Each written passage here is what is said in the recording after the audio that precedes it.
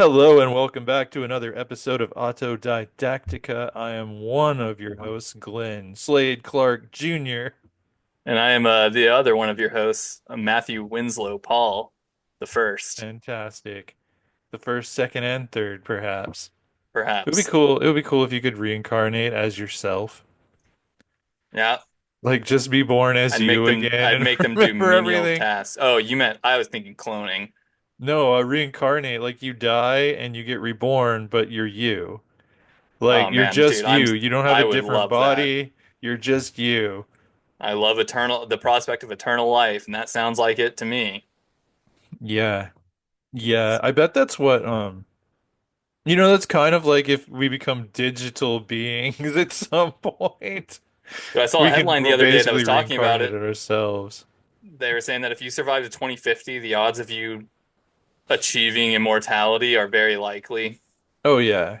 Oh yeah. and I'm all about it. Yeah. Yeah, and I mean years ago like I read a lot of futurist writing, like scientists who their study is basically predicting the future scientifically, like looking at what's in development right now, how fast it's developing, what the trajectory and objective of said technology is, and where it is projected to be, and just looking at all of that and trying to project what the world will look like in the year 2100, say. Um, and a lot of them, like, there was one book I read, like, that was old when I read it. It was written and published in 1998, I think, all about, curing aging. And it was by a futurist who's also a novelist, and the other one was by Michio Kaku, one of my Giggity. favorite scientists. Whoa. And it's just I'm looking at most likely, if society doesn't collapse as we know it, if we keep moving forward, back then I just had to make it into my mid 80s, which was the average lifespan before true Trump presidencies, when our lifespan average has actually decreased in America. But if I Yeah, you can should make make a it movie to about it. 85, I can make it to 300. And that's old projections. We've come so far since then. They've actually, I think, made the immortal rat that they was their scientific holy grail. Oh yeah, And where they they've turned lead into gold just now, like alchemy realized, like science is doing things. all the time. Right, which has nothing to do with our topic tonight, which Zero. is Unless there's a movie although about it. although you can make some movies about this stuff, Yeah. but the topic is true cinema a dying art? Um, and that's what we're supposed to be talking about. Pay no Movies. attention to the crashed Imperial Star Destroyer rotting in the desert behind me. Yeah, or whatever is behind me. From Monster Yeah, Hunter. I don't know. Some big yeah. monster made it. It looks like a thing. Yeah. Pretty sure somebody shot like a laser beam. Right. Yeah, yeah. It looks like some sort of something happened. No, Probably with I a don't know what they call laser. it.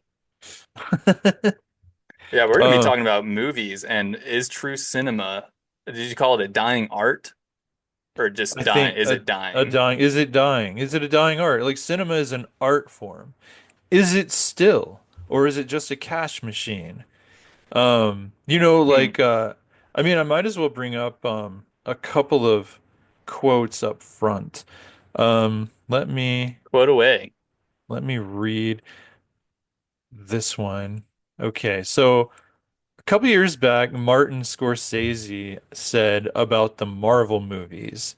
Like he said the Marvel movies, just to paraphrase, that they aren't cinema, they're more like theme parks.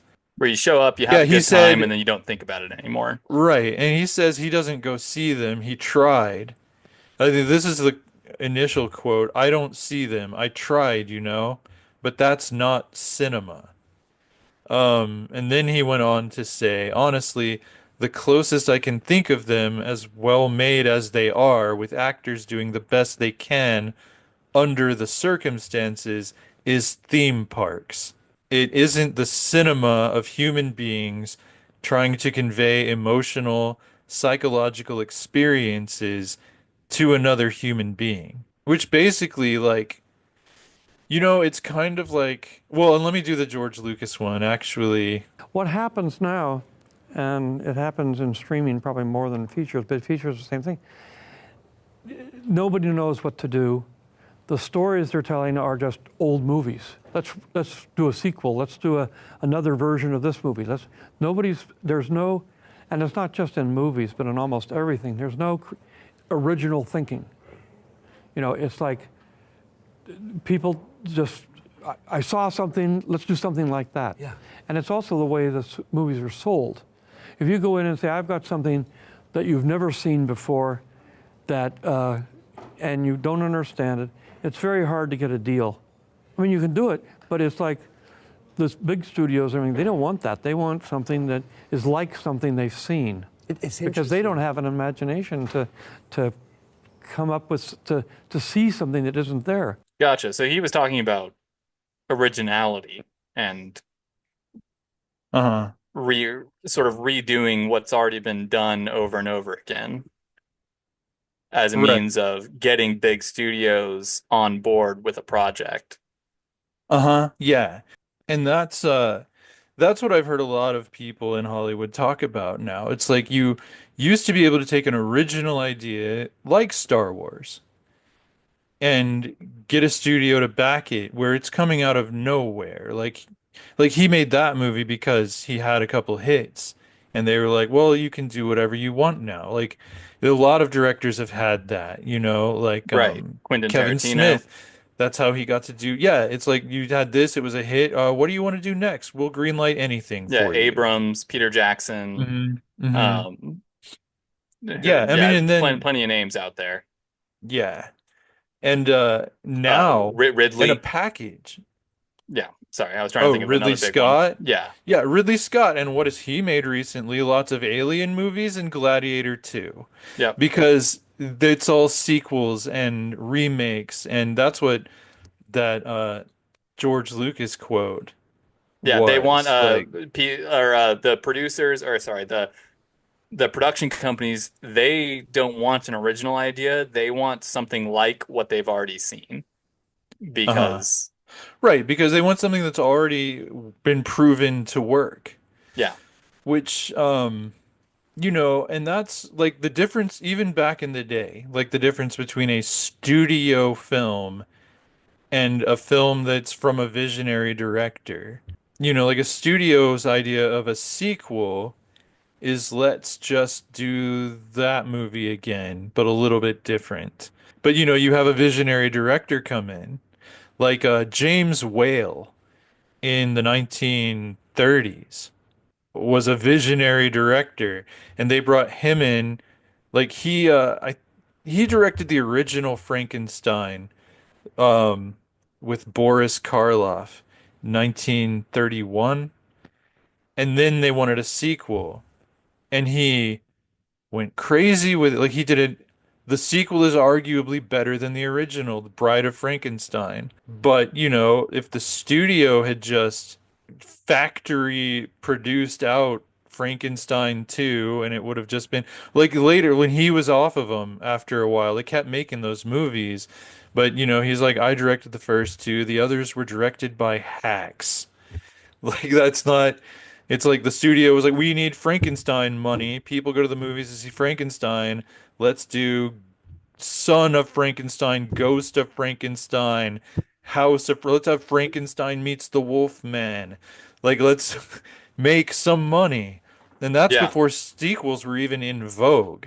Like up until recently, sequels were looked at derisively.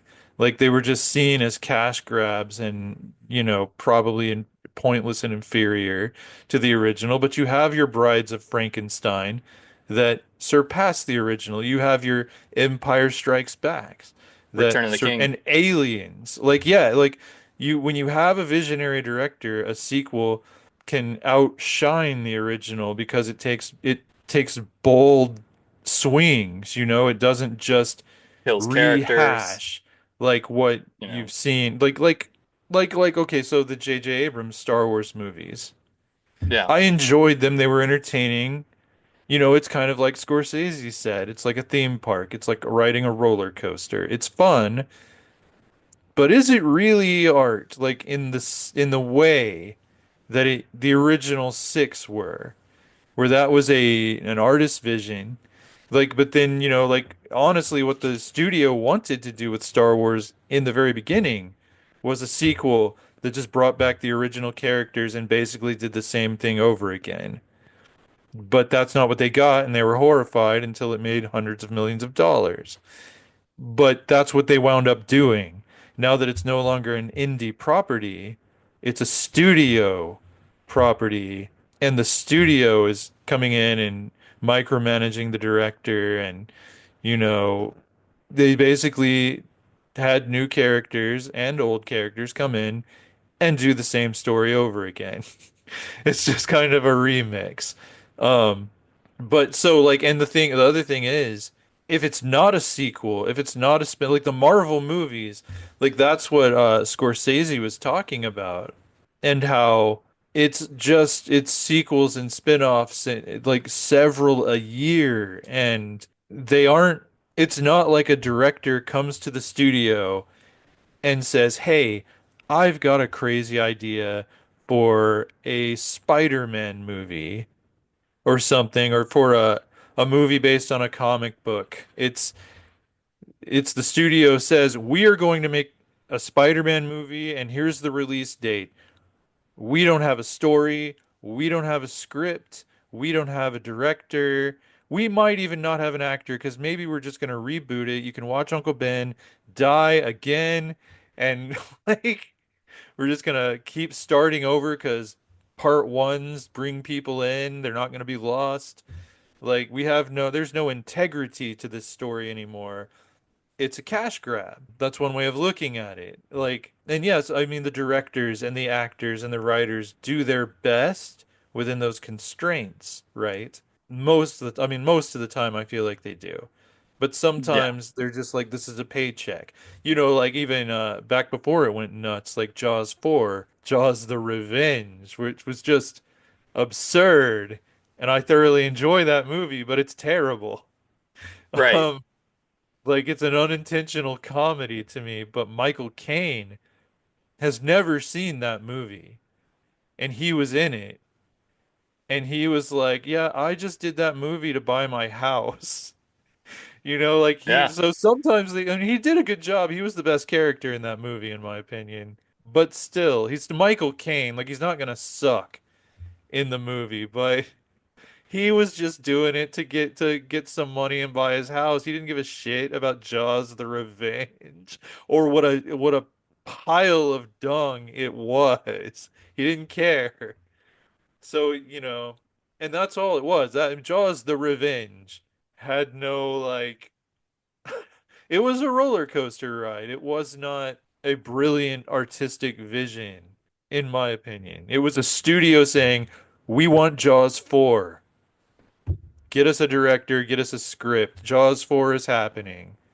Right. And so I have a question for you in relation to the current subject. How much do you think the blame lies with consumers who go and see this garbage? Mhm. And basically, you demand to see stuff with your dollars.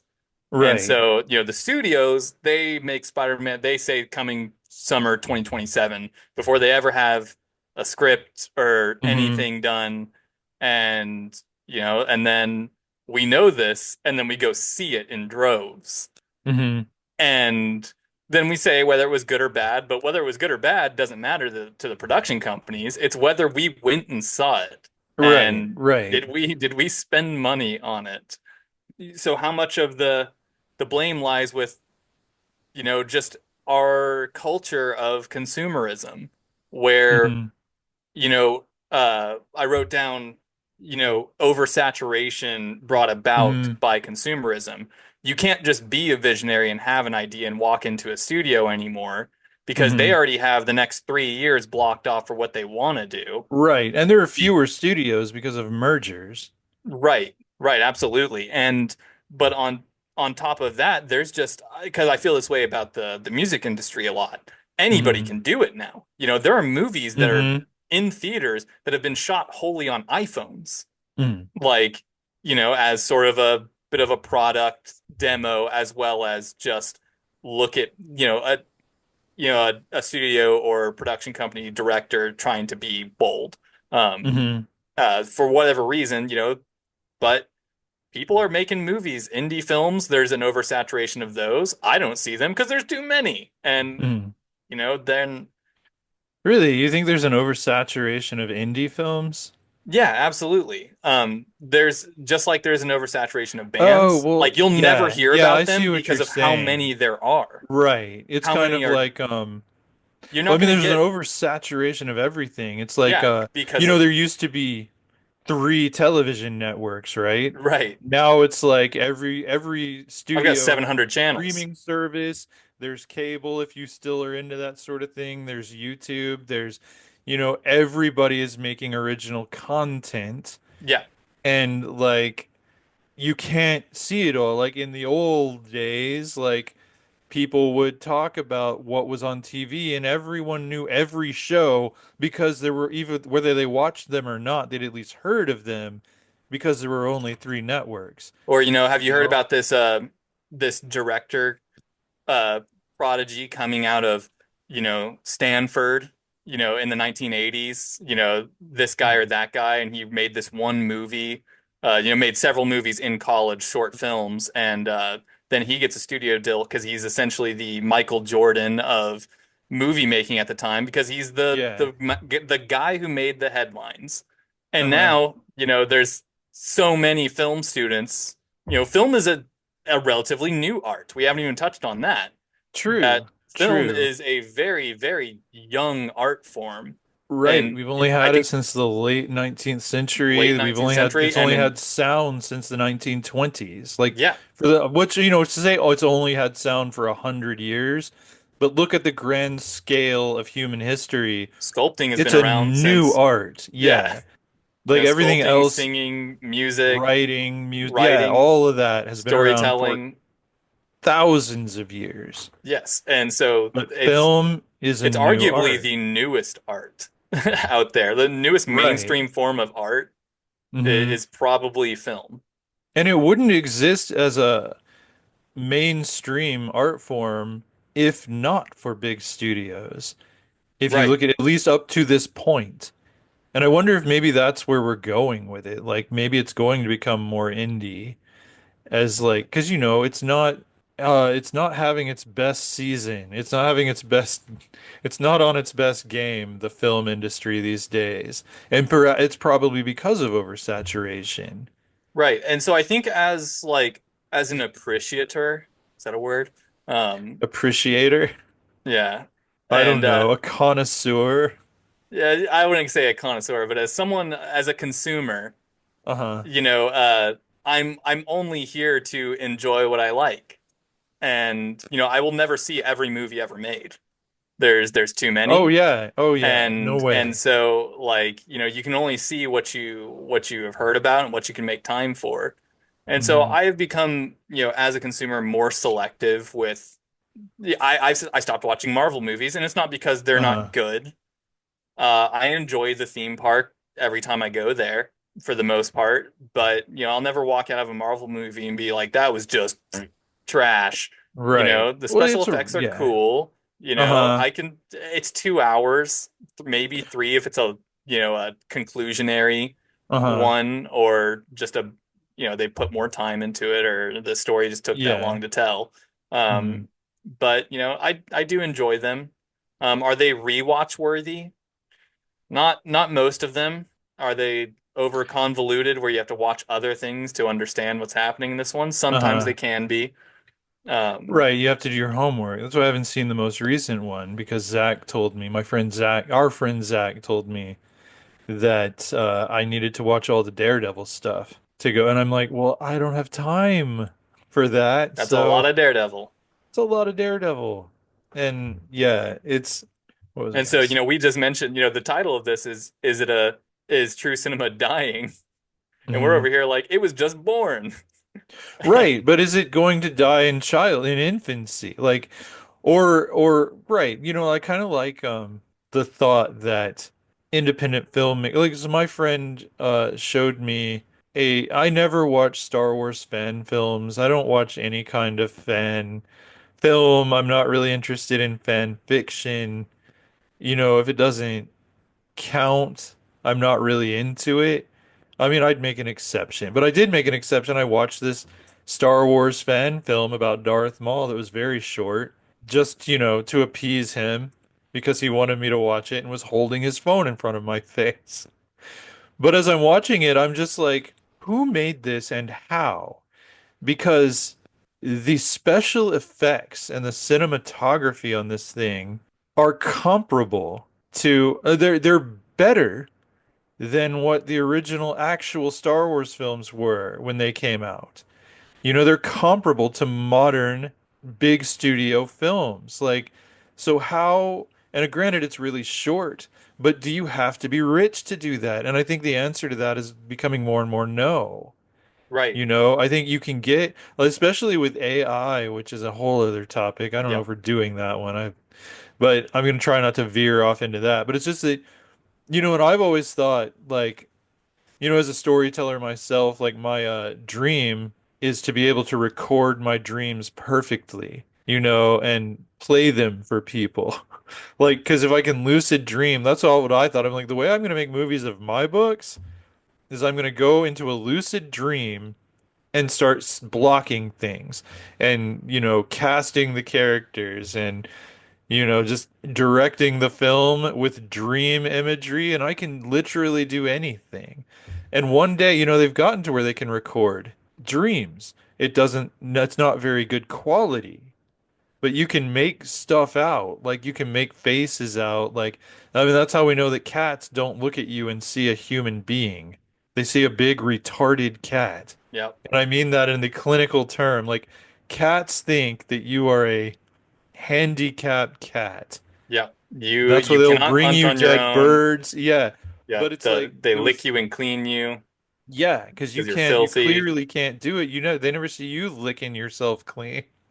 And like, but that was one of the cool things is you saw one of these brain recorders, I guess, and you could see from the cat's POV, they look up at a person and literally, it's a big cat head. Like that's how your cats translate your image in their mind. But the point of that little digression is just that, I like that idea that maybe the studios will collapse, but anyone will be able to make a film of equal quality or better because it would have heart. I guess that's what like Marvel movies kind of lack. Like I mean they have heart, they do, but it's more about the action, it's more about the crossovers and the characters and the actors and bringing in Shock butts to seats value. and yeah, it's that's more about that.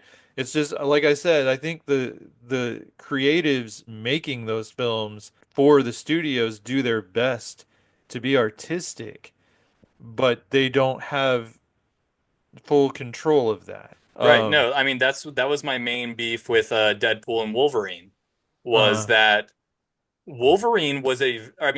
Deadpool was a very special movie. Like it brought a mhm. fan-loved character to the screen, played by an actor that was arguably born to play Deadpool, and it was a very cute movie. It was very fun to Yeah, watch. I could watch yeah, it over and over again. And then Deadpool 2 kind of veered away and expanded the universe a little bit yeah, of Deadpool. And then Deadpool 3 was just like, or, Wolverine and Deadpool. That's what I try to make the yeah. distinction because it's technically not Deadpool 3. It's Wolverine, Uh, it's Deadpool and Wolverine.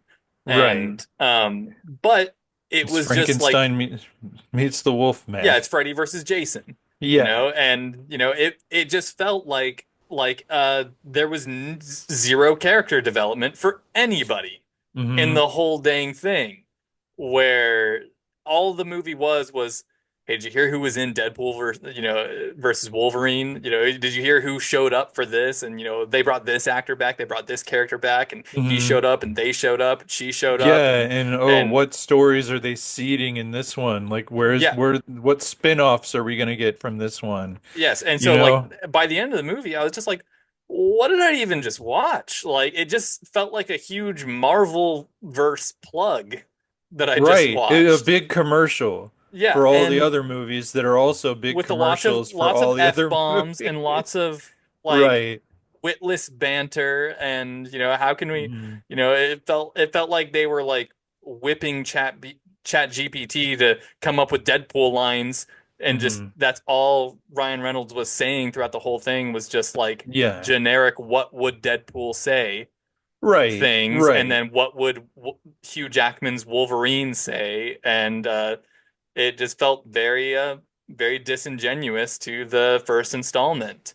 And so on the subject of independent films Hmm. and the direction in which we're heading on the notes of that fan film you saw, that's a direction that is probably going to happen where Hmm. like eventually it's going to be again to make I'm more of a consumer of music than I am of movies, but I can make this parallel to where I can list probably 50 bands that you've never heard of. And you can probably Hmm. list 50 bands that I've never heard of. Hmm. And they all either have or still do exist. Whether or not they still make music, maybe they don't, maybe they do. Maybe they've changed Right. names, maybe band members have split up and gone and Right. started other projects.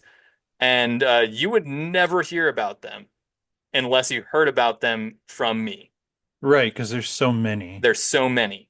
And so eventually I feel like movies are going to be a lot like that, where there's going to be the big studio movies that everybody's heard of. They're going to hit the Hmm. headlines and stuff, but there's going to be thousands more movies that you're going to be having a coffee break in the break room at work, and they're going to be like, "Hey, did you hear about, XYZ?"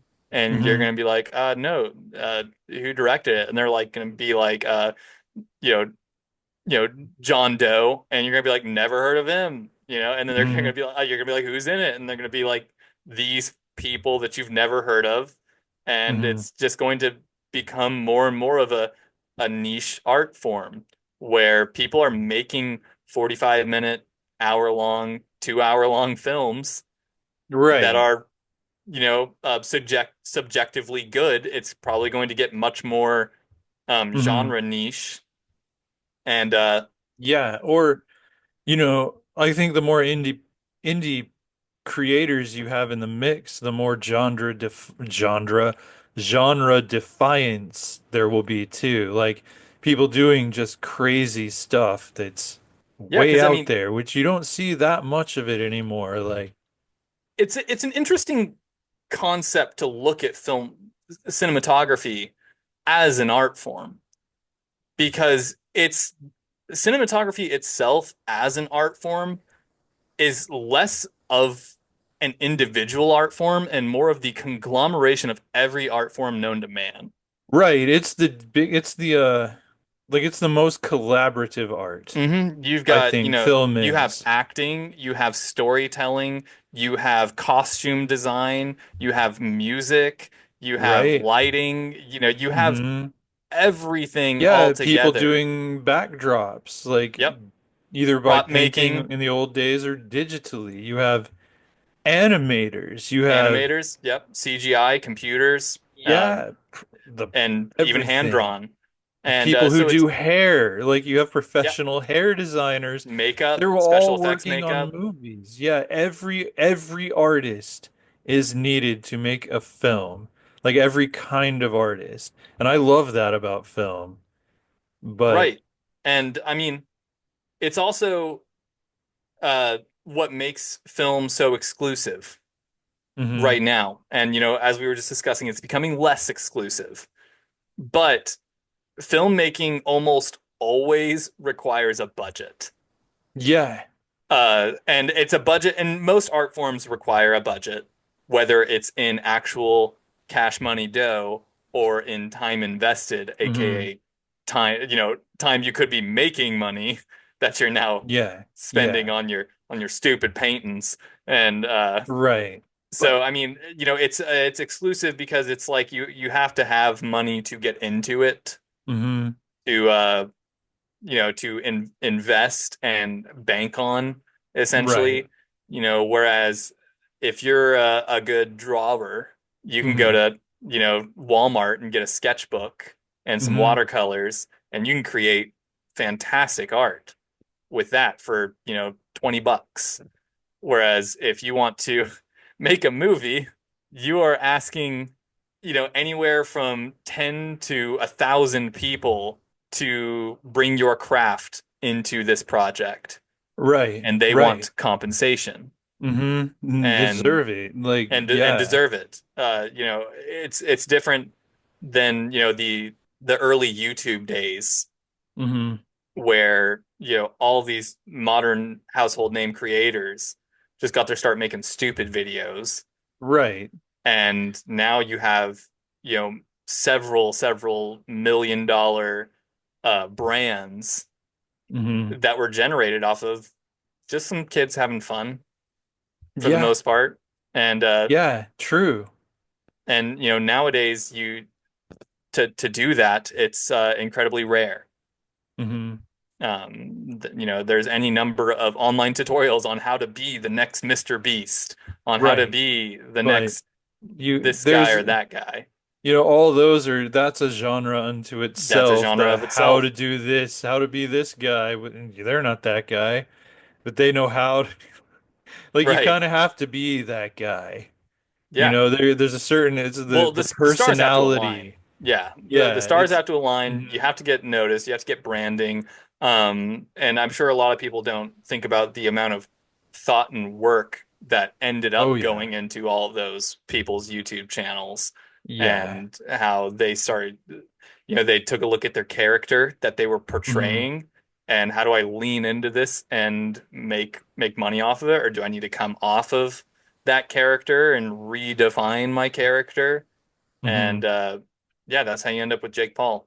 Right. And like I guess because like okay, the package, what they call a package in Hollywood is which was drilled into my head when we were trying to get Metronomes, my novel, made into a movie. Like you had to have a script writer, a director, and one big name actor attached to a project, and then you had a package, and then you can go and take that to the studios.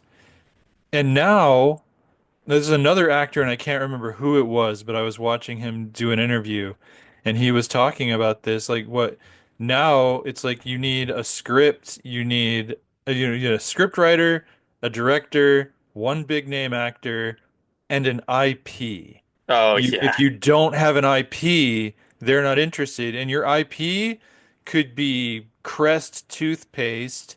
They've got to have an IP. And like but what's interesting though is like people who you're talking about, like yeah, like these YouTubers who build their brands from nothing, like Jake Paul. It's right. like then you kind of like if you go, it's almost like they have become the IP that Yeah, they need. And so you can do that, but you kind of have lightning has to strike, and you have to be recognizable enough for the studio to say that counts as an IP. Let's green light this one. So, and all of this is relevant to cinematography. Is it dying? Is true cinema dying? mhm, Because we're talking about how true cinema is digging its own grave by right. sort of like the gray area between like exclusivity of Adjusting my foot. big Sorry. big studio movies and the independent, and Uh-huh. where they intermingle and how they separate, and is one killing the other.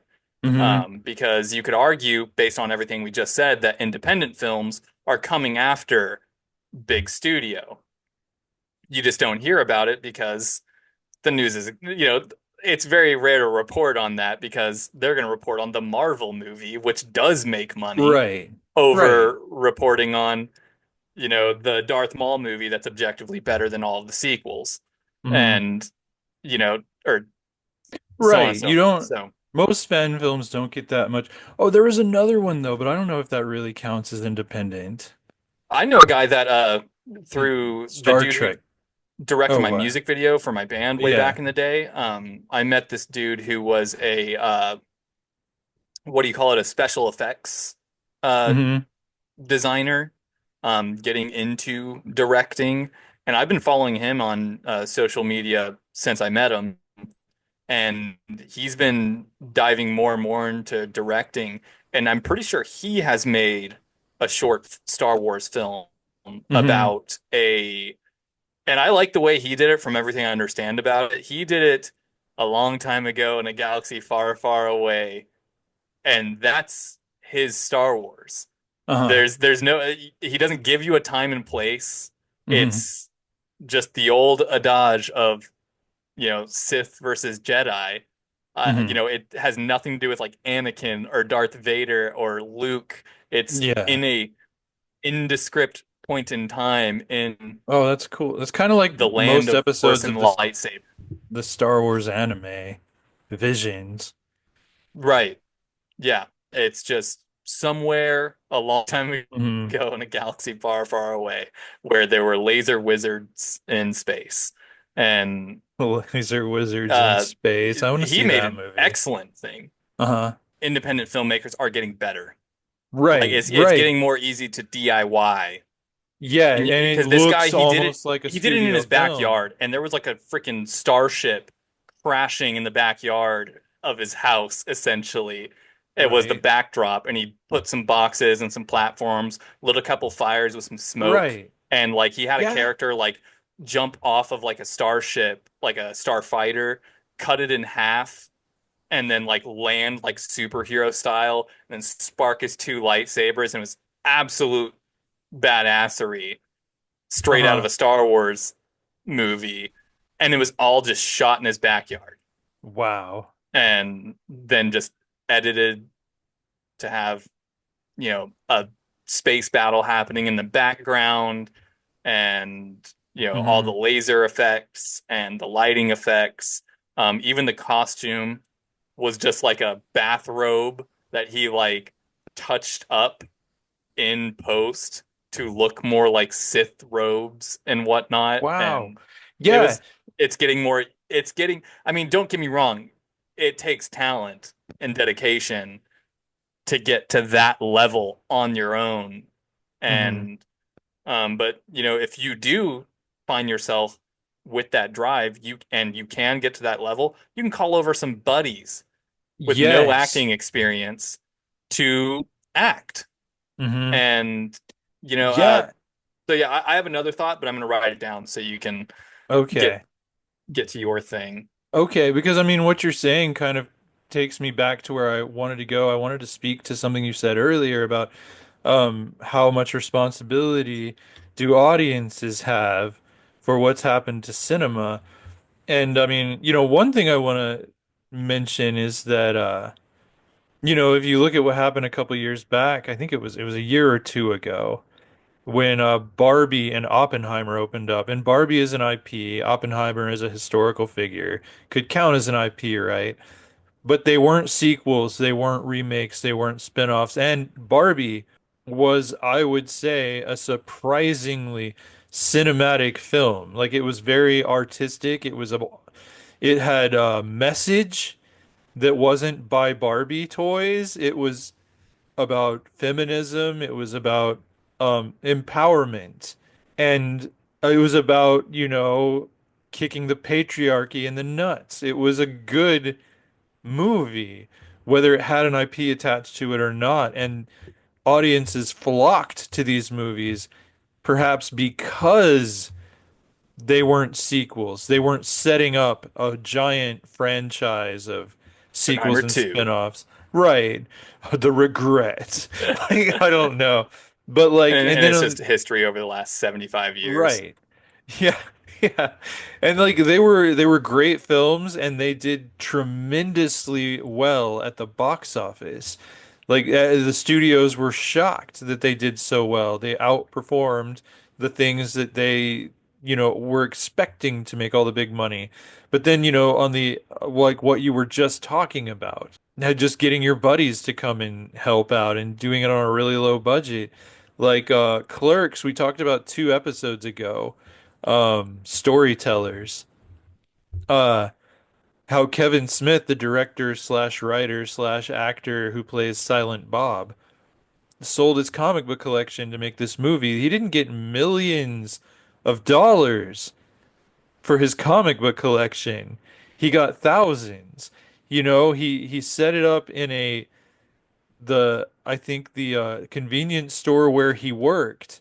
He got his buddies to come over and they made this movie after hours when it was closed. And it was a humongous hit when it came out. Unexpected, a budget of thousands of dollars and a cast of nobodies. And then you have Paranormal Activity. Same thing. Like this was an indie film just made by some people on no money. No money. Like we're talking hundreds or thousands of dollars for a budget, I believe, for the first Paranormal Activity. And so Steven Spielberg, I think it was, bought the rights to make that movie from the original filmmakers. And they were looking at it and getting people to look at the source material, and it was so good that they were just like, you know what? What if we just release this? And it was a humongous hit. So much so that the studio then ran it into the ground with sequels and spin-offs. But the Yeah. original was just people. They made a cinematic film that was released in cinemas in both the cases of Clerks and Paranormal Activity. So yeah, like you can do that. You can break in that way, but it's hard. Not everybody can sell their indie film to Steven Spielberg. And I think Clerks got traction at a film festival, like one of the really big film festivals. That's where it got noticed, and then a studio bought it, and it got a wide release and it made the career of the director. But Yeah, I was gonna so say like the what you described for that movie reminds me of the plot of the movie Zack and Miri Make a Porno, no, directed for by and Kevin Kevin Smith. Smith directed it. Yeah, he writes from his experience. Yeah, where they were like they were desperate for money. The Uh-huh. characters in the movie, they were living by uh burning books in their living room in Yeah. like Yeah. miserable, like I think it was Midwest, but they were up north and so it's freezing cold, frigid, and they're living Yeah. in their apartment like 10 bill cycles behind on utilities, and Uh-huh. they like just shower at work in the sink and like and yeah, and then they started, their idea was to make a porno in the coffee Right. shop where they worked Right. after Right. hours, which was, if you haven't seen it, you don't need to. But it's And if great. you see it, you only need to see it once. Zack and Mary. Yeah, I Yeah. enjoy that I think I've movie. watched it twice and it was pretty good, but it's also the brand of comedy that I think I enjoy the least, which is cringe comedy, Mm. cringe humor. Man, sometimes like it's funny because it's hard to watch, but simultaneously Yeah. it's hard to Yeah. watch. Yeah, there was a lot of stuff like that in that one. Yeah, and I think my comedy, I'm not a connoisseur of comedies, but I think my pie chart would look something like probably like 50% like intellectual comedy, Uh-huh. probably 25% ironic comedy, which sort of like blurs the lines into intellectual comedy. Hmm. And then maybe like 15% slapstick and 10% cringe. Yeah. That's just a fun little stat that I actually broke down for myself like 10 years ago. Um, Good. Good. but yeah, uh, yeah, you don't have many Kevin Smiths coming out and selling their entire comic book collections to make a film. Like where Right. if the film flops, at least they made it, Right. and they Well, and are it's a likely passion ruined for the next project. 5 years. Right. But they And made a movie that they wanted to make. They realized their vision.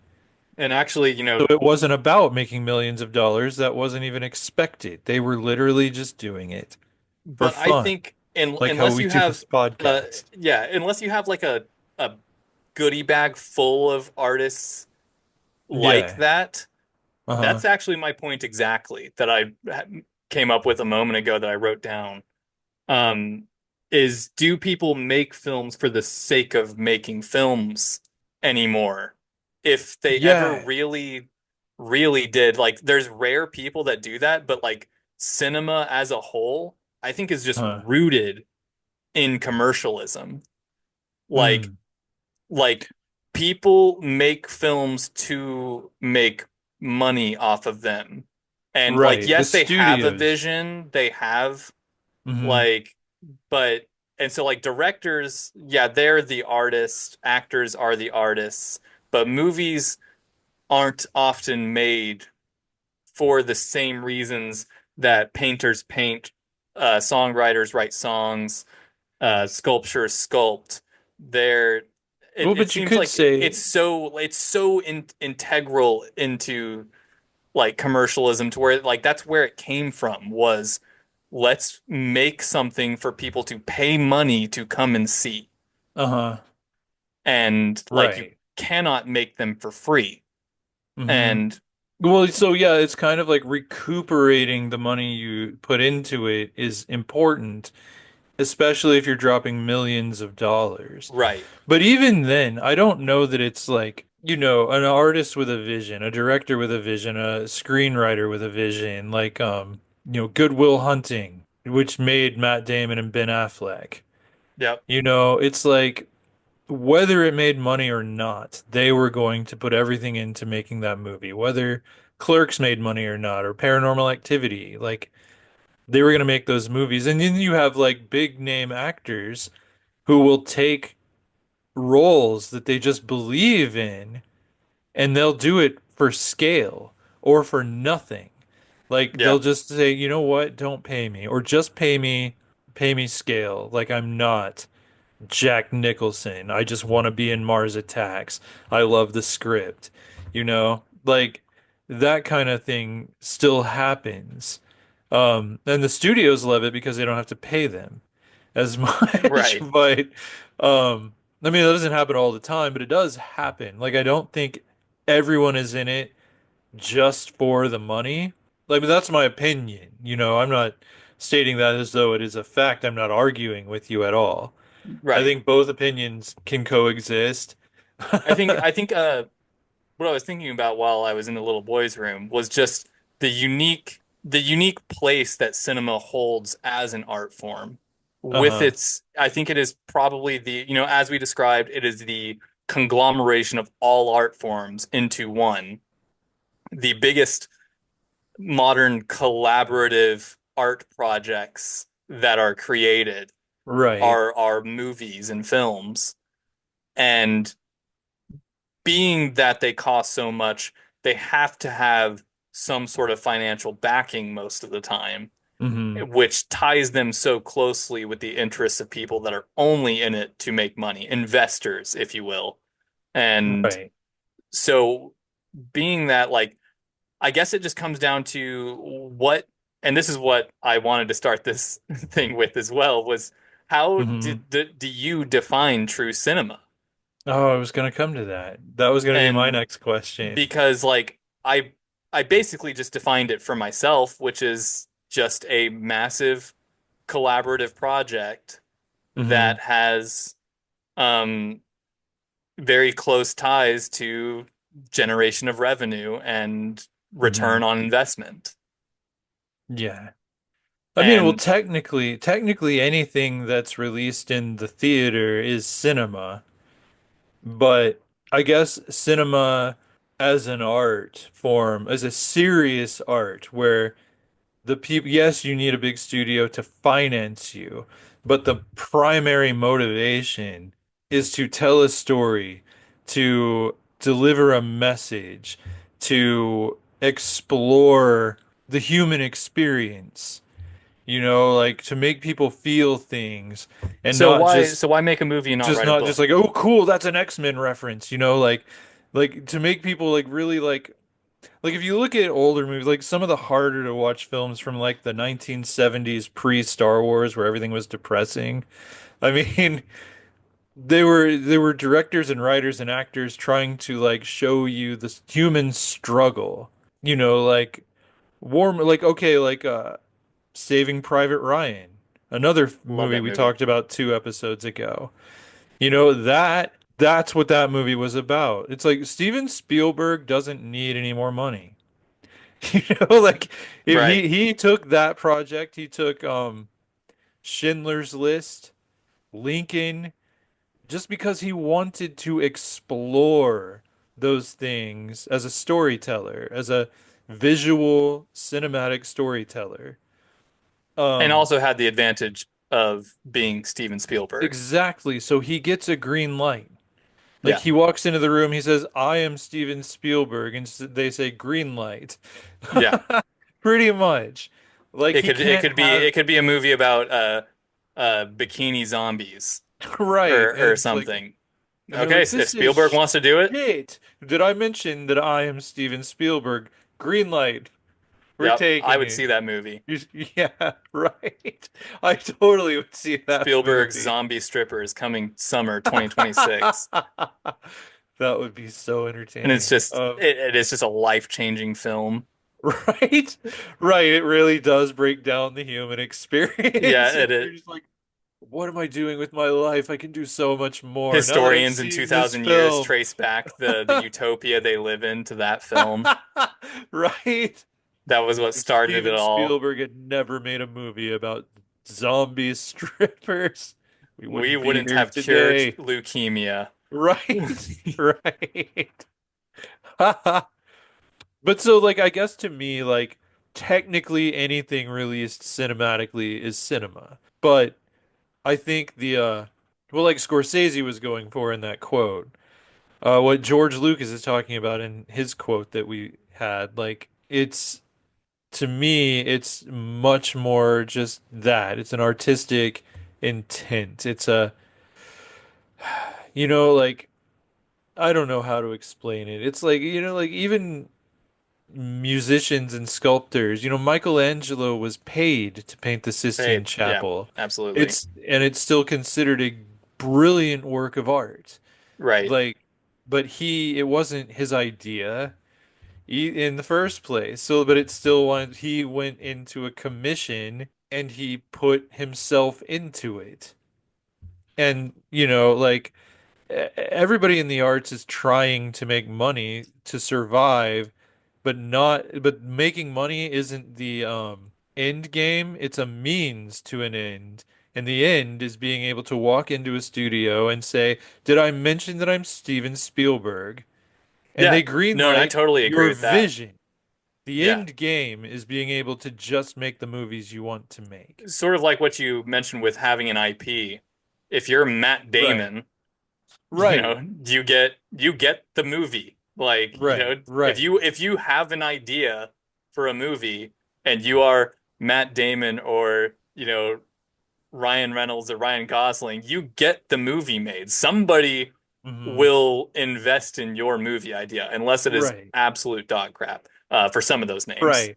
Right. uh, But there, some yeah, can get Spielberg their is dog crap arguably, made. yeah, Spielberg is obviously a little bit higher on the the echelon than Ryan Reynolds, Yeah.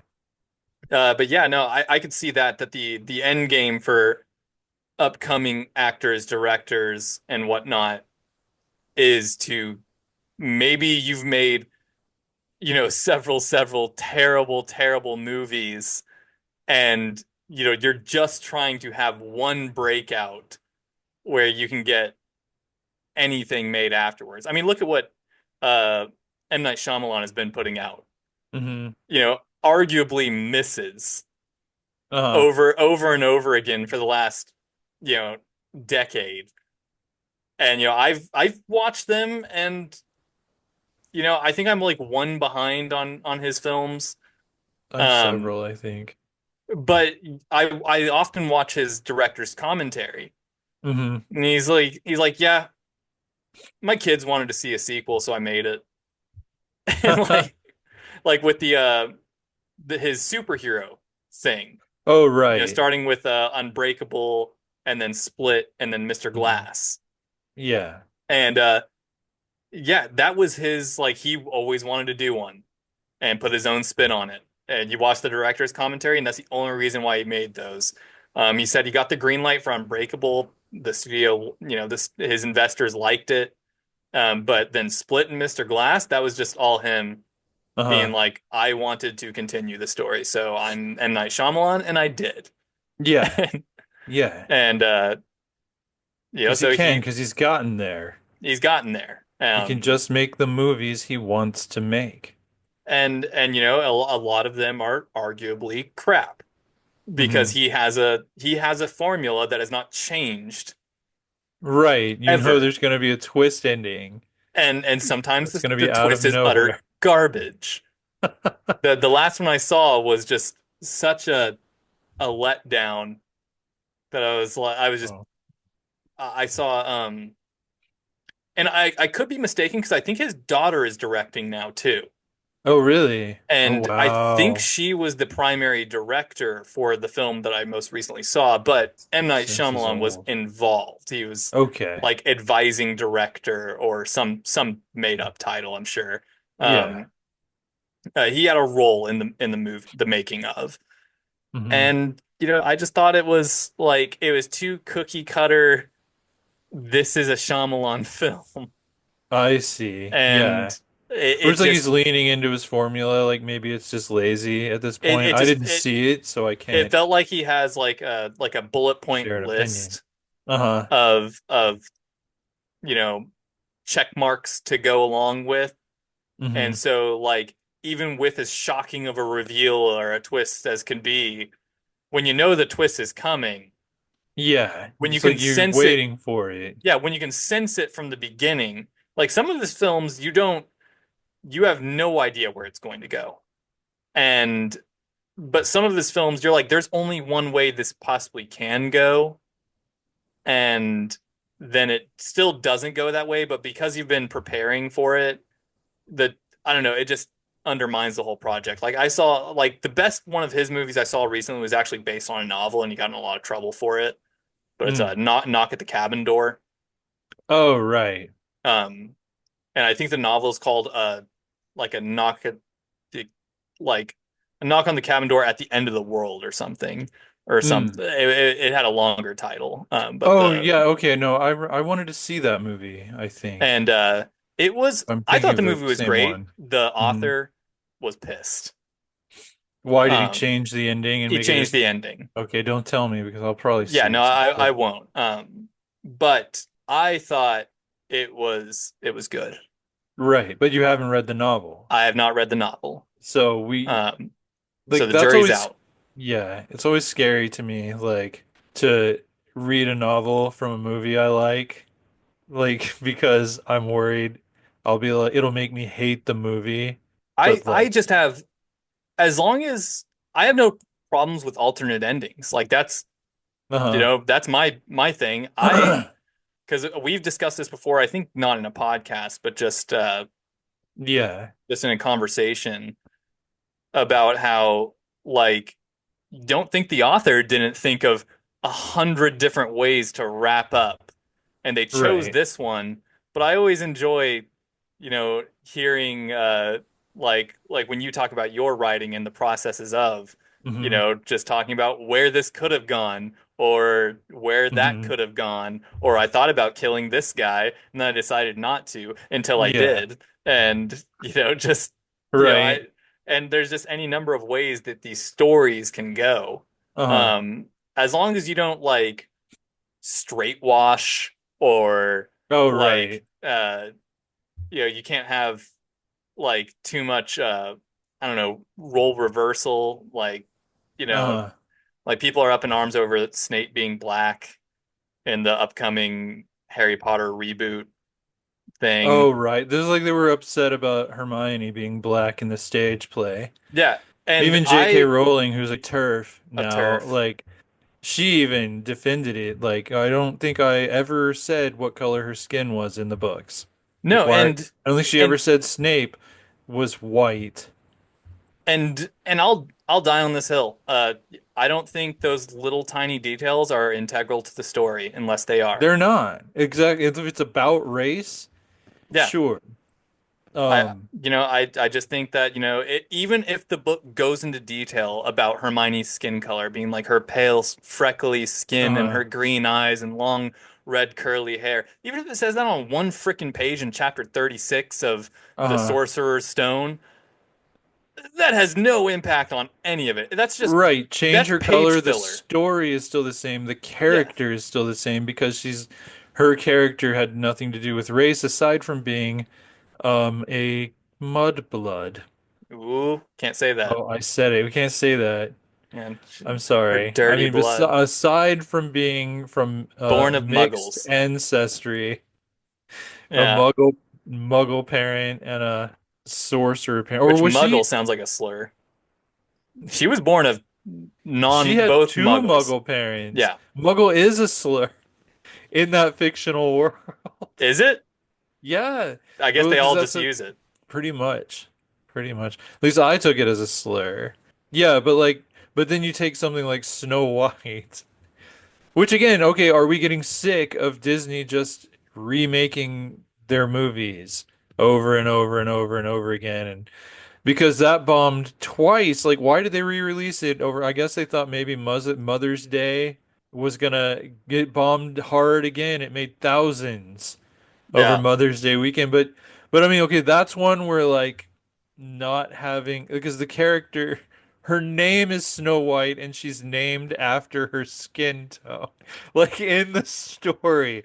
Like that's one race switch where I'm like, yeah, I get why people think that's stupid. It's not because it's woke, it's because it's stupid. Again, it doesn't change the story. But it changes the whole reason she is named Snow White. Yeah, I just Like don't that care. you shouldn't. Like Yeah, I just don't I don't care have any because interest in that movie because I'm sick of Disney remaking things. yeah, because I mean that sounds like just more of a like they like the name of Snow White is a household name now. Yeah. I mean whether her name could have been Snow Black from the Right. get-go and Yeah. like just Yeah. and then they could cast a white actor both times and nobody people would still be making a stink Right. if Well, Snow White's name was Snow Black and it was always a white character and then they cast a black character, they'd right, still when make a it stink doesn't about even it. make a difference. Yeah. Well, Yeah. because a lot of people it's just like if you have a black person play anybody, they get pissed off and say Yep. you're woke and like the Little Mermaid. Like, there's no Yeah. reason a Little Mermaid cannot be black. Yeah, I they're had zero mermaids. They're not problems real. with that. Yeah. Like And that if anything they would be a little pigmented. I would think just based on where most mermaid myths originate from right. culturally, Right. you And well, know, they're half fish. I mean, for yeah, one thing, like, why are we quibbling over their skin tone? yeah, It's no, just, it's so I mean, as far as like, true cinema goes and like just re-releasing and bombing, mhm. I feel like that's where the distinction really lies is was there a vision or is this a commercial Uh-huh. like product? Is this Right. solely designed to make money Yeah. and stay relevant as a studio? Like Uh-huh. Disney is the biggest producer of Yeah. modern films, it would seem. I don't have Right. any They're actual because they're data to back that buying out, but everything and everyone. Like, yeah, they have Marvel, they own 20th Century Fox, which is Alien, yeah, X-Files. it's crazy going on, like seeing Disney Plus the way it started and the way it Uh, is now, where I can literally watch like rated R films. And it's right. like, welcome to Disney. would you like to watch this slasher murderer film? And I'm Right. just like, whoa, Yeah, it's what like happened to their Mickey their Mouse? brand, I feel like their brand has been diluted to the point that it doesn't really stand for something anymore. And I guess that's like all these big mergers that are happening. They're all diluting their brands, you Yeah. know? Like it's just it makes it way more it's all about making money. It's like we sold the company because that was the only way to make more money for the shareholders.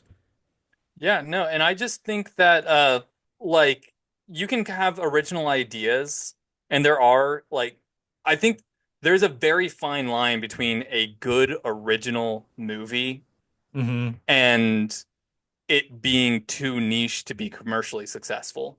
Like I have no data to back this up. This is all just me speculating. But Yeah. like I'm thinking of movies like Her, the Joaquin Phoenix movie about falling in love with an AI. Ah. And, I freaking love that movie. When I Hmm. talk to people about that movie, they've never heard of it. They don't remember it Right. ever coming out. They don't Hmm. know who's in it. And they're like, yeah, that Right. sounds Because kind of cool. Iron Man didn't make a cameo. Like, so nobody Right. knows about it. And then you have movies like I'm trying to think of some of the other more obscure movies that I've watched recently.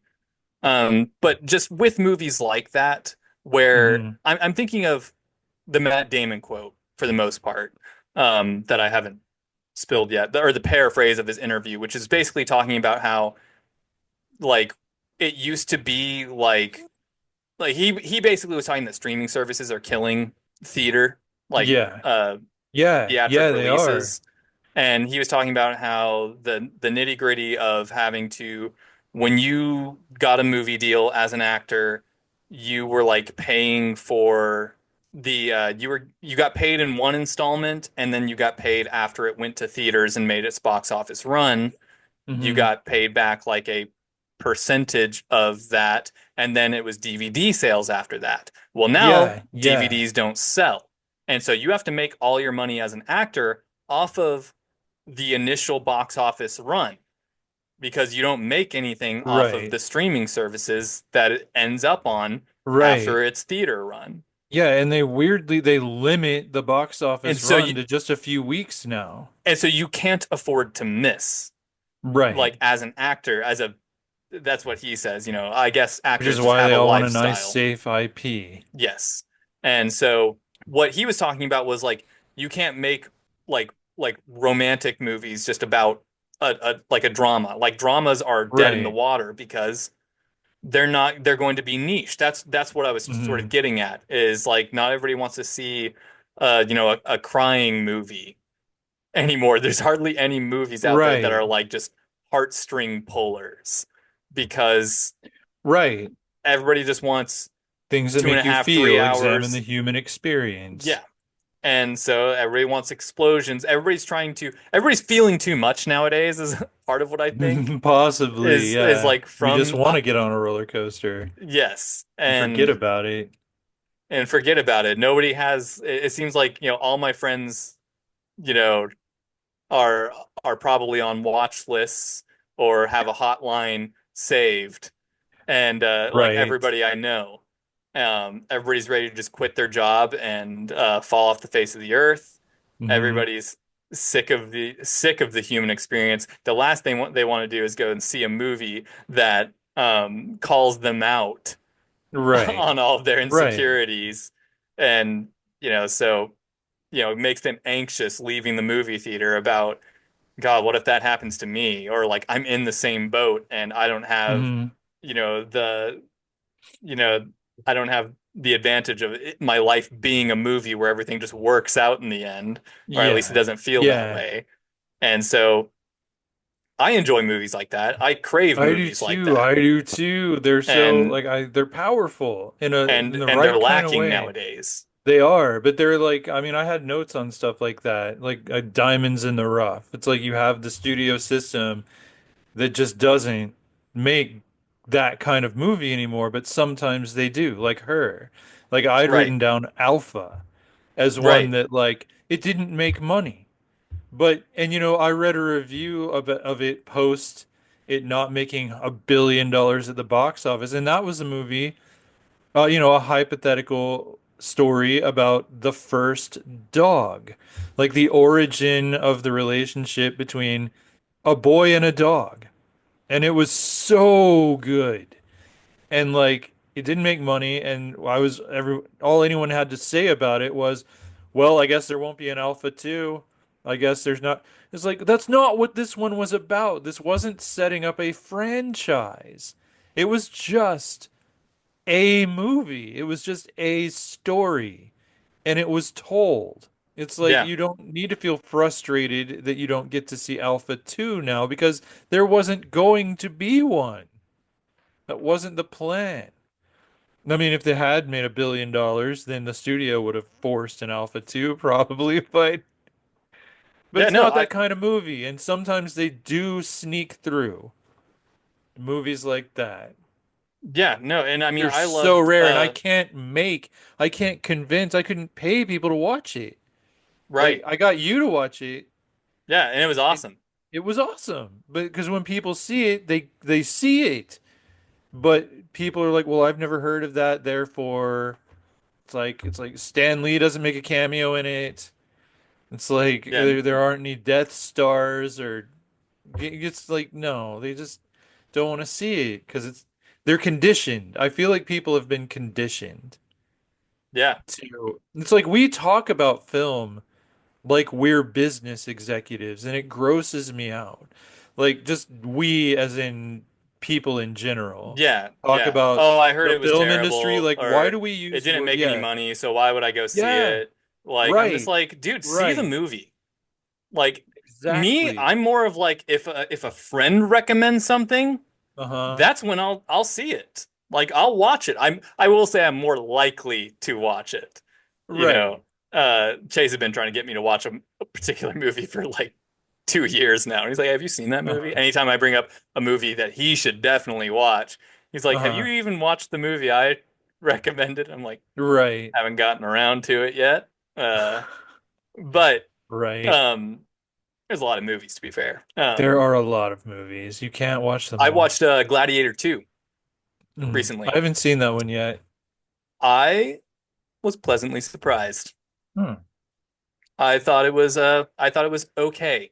Um, I will say part of the reason why I thought it was okay was I was in a desperate mood to watch Gladiator, but it was not on any streaming services. Really? Yeah, it's a That seems a weird move when you're releasing a sequel not to have the original I readily agree. available.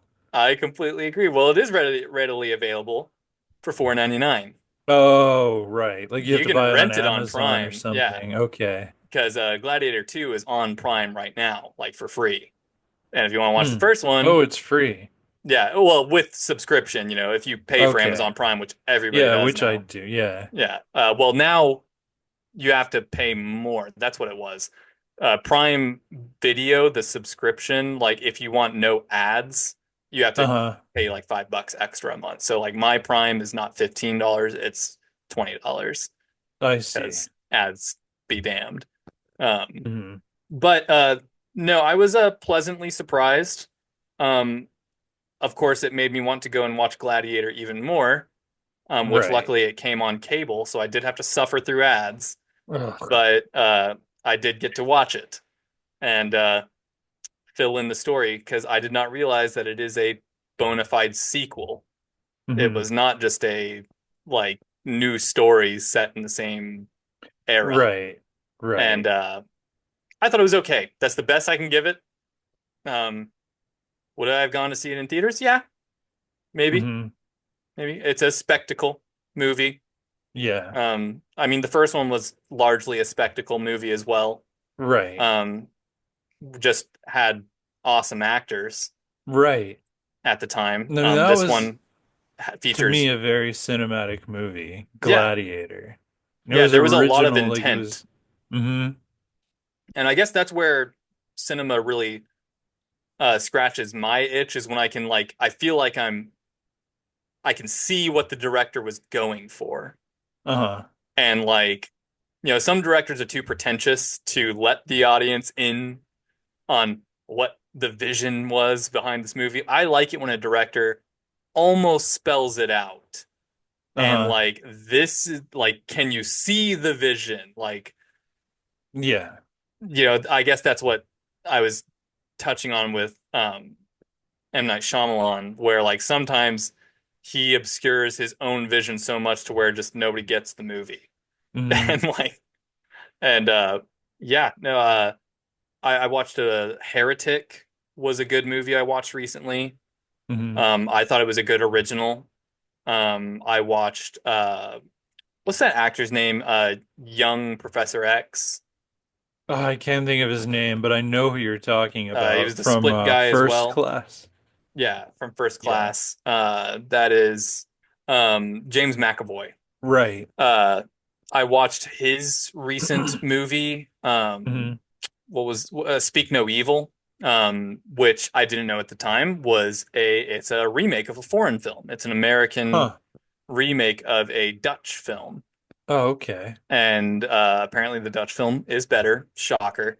Uh, most of the time, originals are better than Yeah. their American counterparts. Like what was that vampire movie from 2 decades ago?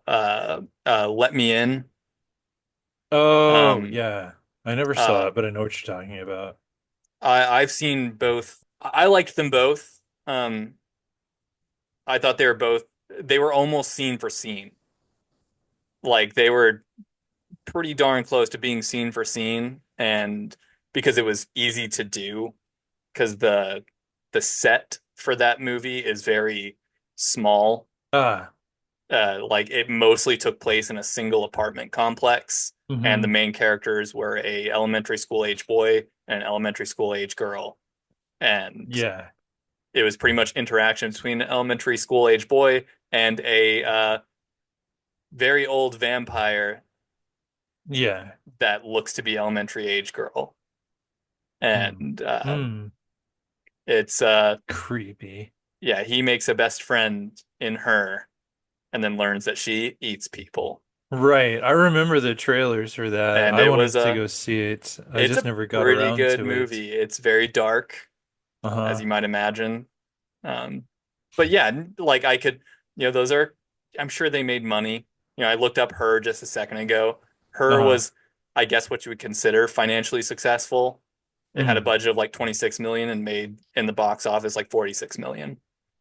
So that would So it's be, still because it would have had to make about 52 million to break even. Just so because that's the conventional calculation. Like whatever your budget is, you have to make double that just to break even because of all the money you spend advertising and you have to give the theater their take and all that. gotcha. So it was So it objectively a did flop. lose money, but not a lot. It didn't lose Yeah. a ton of money. And I mean But it's who hard to cares? Like, yeah, it's hard to make a movie where you have it was basically a one man show. hmm, It was Joaquin that's Phoenix interesting. walking around with Scarlett Johansson's voice in a little iPod, I'm essentially. intrigued. And That sounds fun. it I bawled like a little girl Okay, I watching that definitely movie. have to see this movie. You've talked about it a lot And over the yeah, just years. don't read too much into it What when do it you comes to why did Matt cry so much at this movie? It'd be because he like was sad. yeah, it was a very sad time in my life. Like that movie hit me at a place in time in Hmm. all of my relationships and where I was at in life. I was Hmm. not mentally prepared to like have someone eviscerate my soul like that. And That's how I so felt about Marley and Me, and I hated it. yeah, no, I've still never seen it because I refuse to. Don't. I fuck that movie. I refuse to. That was As a emotional longtime rape. owner of like well that was a Great Dane, wasn't it? Mm-mm. It wasn't a Great Dane. What's the no, I'm thinking of Golden Marmaduke. Retriever. Yeah, I'm thinking of I Marmaduke. doubt Which Marmaduke was emotional wait, rape. and Like, weren't there isn't there like actor crossover between those two movies? Wait, what?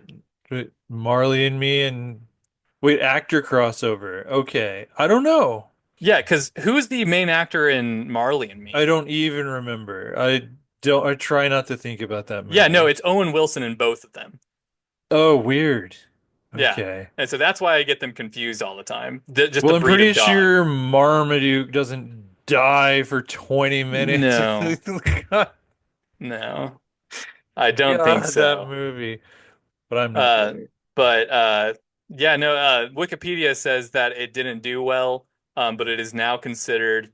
It's now in a 2016 BBC poll, 177 critics around the world. Her was voted the 84th greatest film since Oh, I thought 2000. you were still talking about Marmaduke. I'm like, what?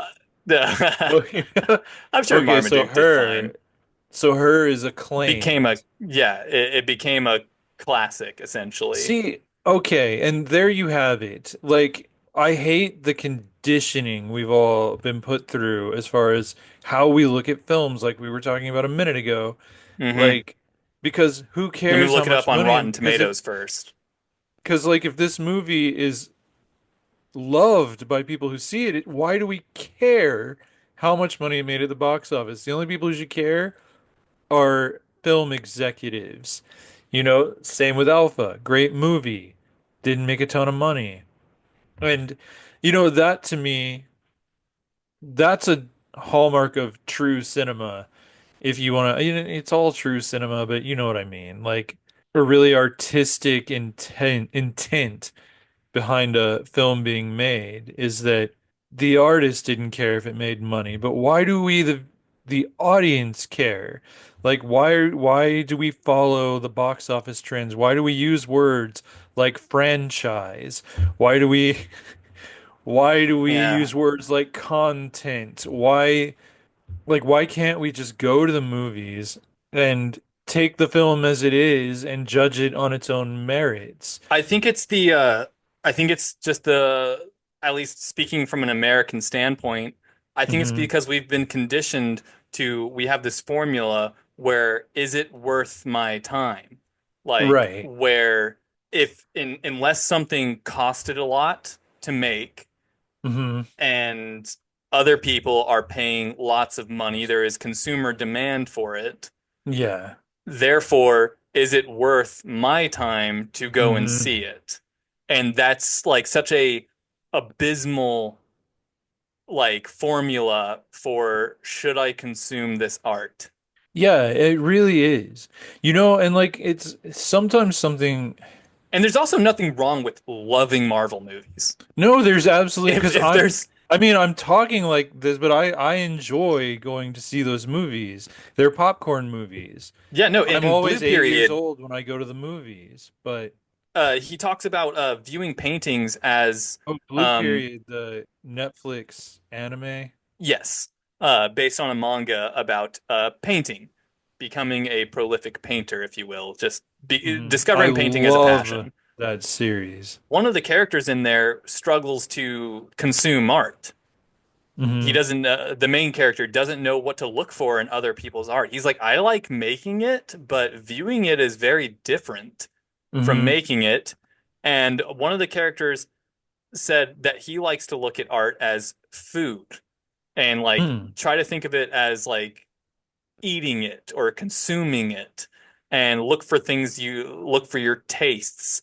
And then at the Hmm. end of the day, would you put this piece of art, would you buy it? He's like, when I view art, I like to look, does this move me enough to where I would want to put it in my house? Where would it look good in my house? Above the entryway, maybe in the hallway on the way to the bedroom, Uh-huh. even in the lavatory. And going on to say that's how I choose to consume art and look at it and what I judge it on. Hmm. And if you like roller coaster movies, you Hmm. might love uh, Marvel movies and Yeah. spectacle movies. If you love having your soul eviscerated, you might love Her and the movies like it, where Right. there is essentially it's a drama about Her is unique because it's an extrapolation of the human experience, as in human falling in love with AI. Uh, Uh-huh. but then, even just more generic dramas between, boy girl movies and the like, and just romance movies Hmm. where it's not so much on the romance, but more so on the bitterness. I like bittersweet.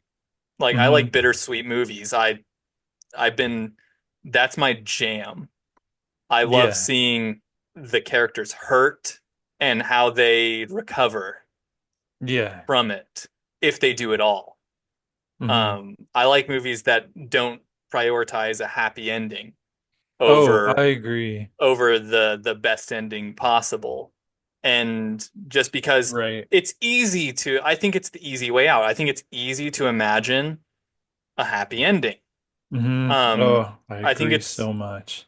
And I I think that I write. would, as a consumer, I would enjoy watching the bitter ending and then Hmm. imagining the happy ending for myself because I Hmm. can. You can see the bitter ending, and then when you're driving home, you can imagine all the different ways that it could have ended good. Like it could Yeah. have had a happy ending. I can do that myself. What I want from my artists creating this are give me the ending that hurts me and makes Right. me wish for the happy ending Right. because No, that I keeps me more agree. enthralled. Because I feel like it's more realistic, like it's more relatable.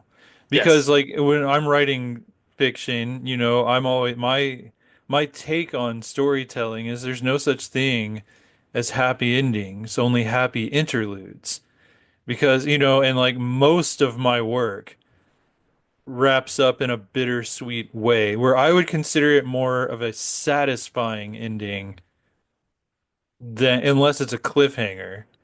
But, more of a satisfying ending than a, you know, rainbows and bubblegum happy ending.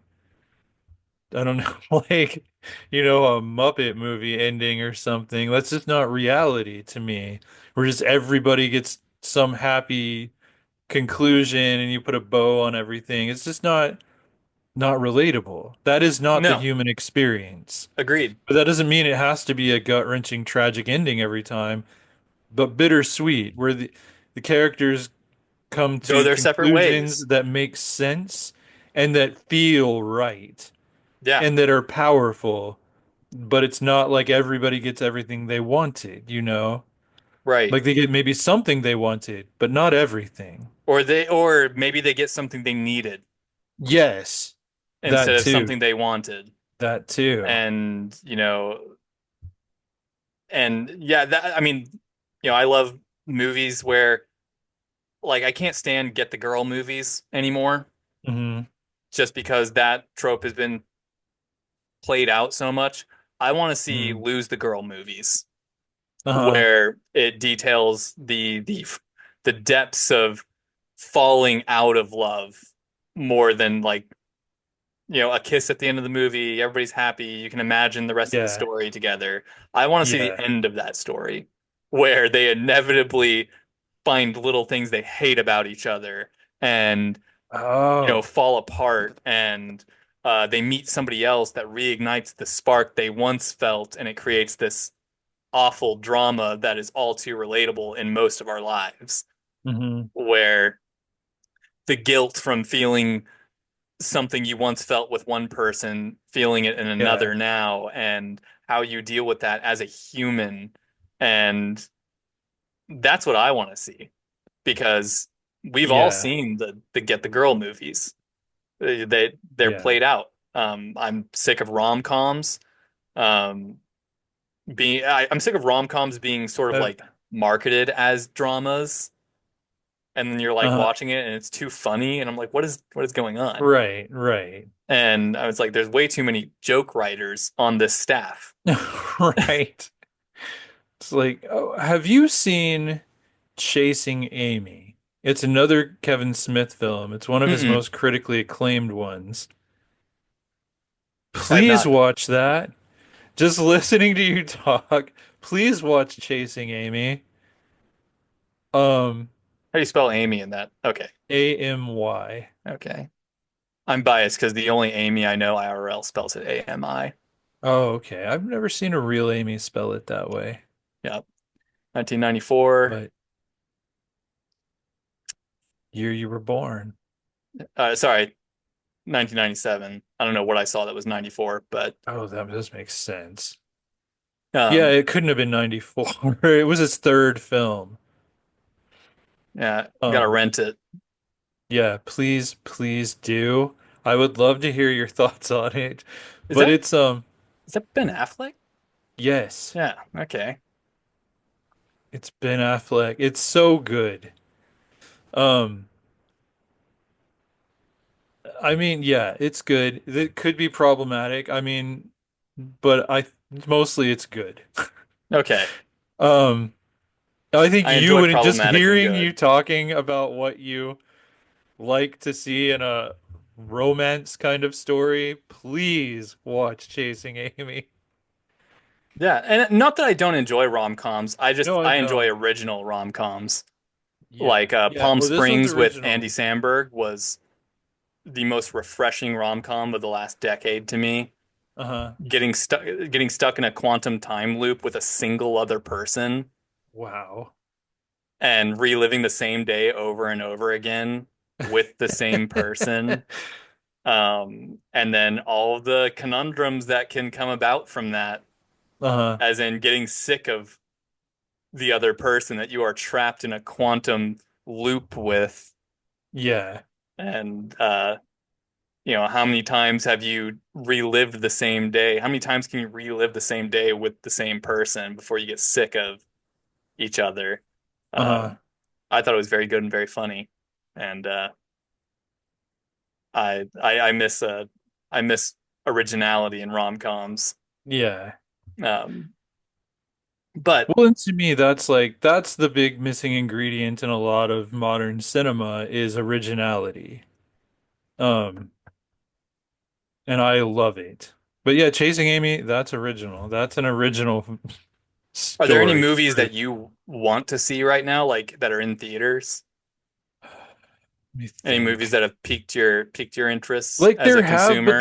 they just don't stay in theaters long enough for me to get around to seeing them anymore. Like I think around Christmas there was a vampire movie. It was like based on or was it a remake of Nosferatu? It was a remake, but it looked Are you talking about very, Nosferatu? yeah, that's what I just said. I think it was a remake of a 1920s film I love. Yeah, I saw Um, Nosferatu. It the was new one yeah, or the okay. I've seen both. You've seen the And original yeah, I've seen the from original. 1922? Yeah. Have to And specify nowadays. it was Can't like just say from 38 back in minutes, 22. you know. 38 minutes. Yeah, the original one was like No, it short by was today's longer than that. standards. It was feature length. I thought it was like okay, maybe it was like 50 minutes or something. Possibly. I don't know. I don't remember the exact runtime on it, but What was um the original called Nosferatu? yeah, Okay. Nosferatu, A Oh, it Symphony was of long. Horror. Okay. Yeah, no, it was Yeah. long. Yeah, I Uh, love that movie. an hour and 21. Yeah. I guess today's standards, with all the Marvel movies and stuff, you're looking at Yeah. 2 hours and 30 minutes at least. There's another movie I would recommend that, again, highly cinematic film.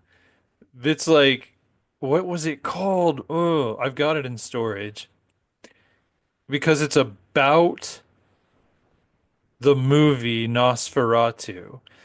It's about the Hmm. making of it, but it's a fictional version of the making of it. God, why can't I think of the name of that movie? Yeah, no, I saw. The so very God dang, but it's like the whole idea is that the director was so into realism that he hired an actual vampire to play Count Orlok in Nosferatu, and it's just such a great movie. Shadow of the And it's a Vampire. that's it, that's Yeah, it. Shadow of the Vampire, and gotcha. it's I totally forgot the title of that, but it's like who it's Willem Dafoe Yeah, Willem Dafoe's performance is plays. Max Schreck that makes this It's film so good. unmissable. It's so good, especially if you've seen the original. Nosferatu because Oh man, they're showing the filming of that movie and some of it's just it's so good, man. man. Speaking of, Willem Dafoe, man has never made a bad movie. Um, Mm-mm. but I don't on think that so. on that note, I recently rewatched The Boondock Saints, Oh, hell which is yes. cinema. Oh Like yeah. that movie is freaking cinema. I And love that movie. the second one was, It was all could right. have done without it. I liked it, but I thought it was yeah, all right. They the went first one international or though was something. just a So classic. fresh, Yeah. so fresh, so original. And it was original in the sense that it was playing off of other, like the two brothers were like, it's like in the fucking Matrix. And like, Right. what do you need the fucking rope for? No, we've always got the rope. It's like, it's like, what do you need Oh, that knife for, Rambo? It's like, well, they've always got it's this so big good. knife. It's a pretty good Irish accent if I do say so myself. But no, I'm going to see Sinners this weekend. Oh, that's so on my list. Yeah, Because and again, it's original. It's not oh, part of a my new thing is franchise. I just let other people pick the movies and I go into them fresh. I don't watch trailers. I don't Uh-huh. watch I don't watch nothing about nothing. I don't read about it. I Hmm. just go and see it cold. And I come out of it with the most I've been trying to watch movies differently for a while now, where like I'm Hmm. really trying to pick up on theme and intent, like Nice. come up with the thematic, like what I think the thematic angle was from the director's standpoint, and then judge from there if it was accurately portrayed. Like, and then that's Hmm. when I go and look up critics and other thematic Yeah. discussions. I did develop my own Oh idea about yeah. it first, I'm the and then same. I don't want to discuss hear it what with, anyone has to say about it until after I've seen it myself and made my own opinions. I just want to see what other people think then. yes, Just did because anyone else see what I saw? Or right, were they watching a different movie? I love doing that. and it's the best. I thought this same thing coming out of watching Nosferatu. Hmm. I had my opinions on it. Let's just put it that way. Mm. And I did not agree with anybody on that movie. Critics loved it, Interesting. fans loved it, You hated it. and I was like, that movie was a steaming pile of garbage. Okay. And like anybody who liked that film seriously needs to get their heads checked. And Interesting. because everybody's like, "Oh, you didn't pick up on this," I was like, "No, I got it. It was just, it was just, I got I, it. It was just it was stupid. just stupid." Like, I and have to see it now. yeah. So not to, you already have a bias now. Sorry about that. Well, not Um, really. I mean, I don't. I'm just gonna see it and see what I well, think yeah, of you it. are But pretty my good at my putting biases bias, aside. yeah. But I mean, usually my bias when it comes to remakes, even if it's a remake 100+ years after the original, as is the case with this one, is that if I'm a fan of the original, it's difficult for me to not be, not have my feathers ruffled by like if they're doing something I feel is disrespectful to the original, like the Clash of the Titans Oh remake, God. where when he picked up like the owl out of the treasure chest and was like, I'm too cool for shit like this. And I'm just like, fuck you. Boobo was the best thing in that movie. But so like, yeah, that's the only thing that is hard for me looking at a remake. And then, if it's a frame by frame exactly like the original remake, I'm like, what What was the is the point? point? Yeah, I agree. And well, you'll be happy to know that Nosferatu is not a frame by frame. Oh, I Uh, figured. I mean, 100 because the years original later. was a silent film for Yeah. one thing. It would be I will say difficult. the one thing I give it a 10 out of 10 for the acting. Oh, okay. I think the actor portrayal of the director's intent was spot Uh-huh. on, and the actors gave stunning performances across the board. I Hmm. just think what they were acting was I could have dealt with my without my entire life. Yeah. And I thought that, yeah, but anyway, I don't want to turn this into a movie review of, Right. 2024's Nosferatu. Hmm. And I think that came out December or something. I think it Yeah. was 24. I'm But trying to remember. Oh, because like I've been to the movies a couple times recently, and it was to see re-releases of old films. And I was thinking about this topic when I was there. I was watching Revenge of the Sith yeah, and which just did thinking about how powerful it. incredible. Yeah, it did really well. And I was like, is it because it was good and like there was actual artistic intent behind it? Is it because it's very pertinent to the times we're living in? I mean, there's so much there. And the other one, oh, I went and saw the re-release of Dogma with Kevin Smith. He was there doing a Q&A at the end, which I thought was cool. But I was just thinking about these movies. They don't make movies like this anymore. Yeah, no, Like I they don't. recently we watched Tropic Thunder. I've never seen that. Oh man, I think it's available. It's free with subscription on one of them damn streaming services right now. And as soon as it dropped, I was like, yes, sir.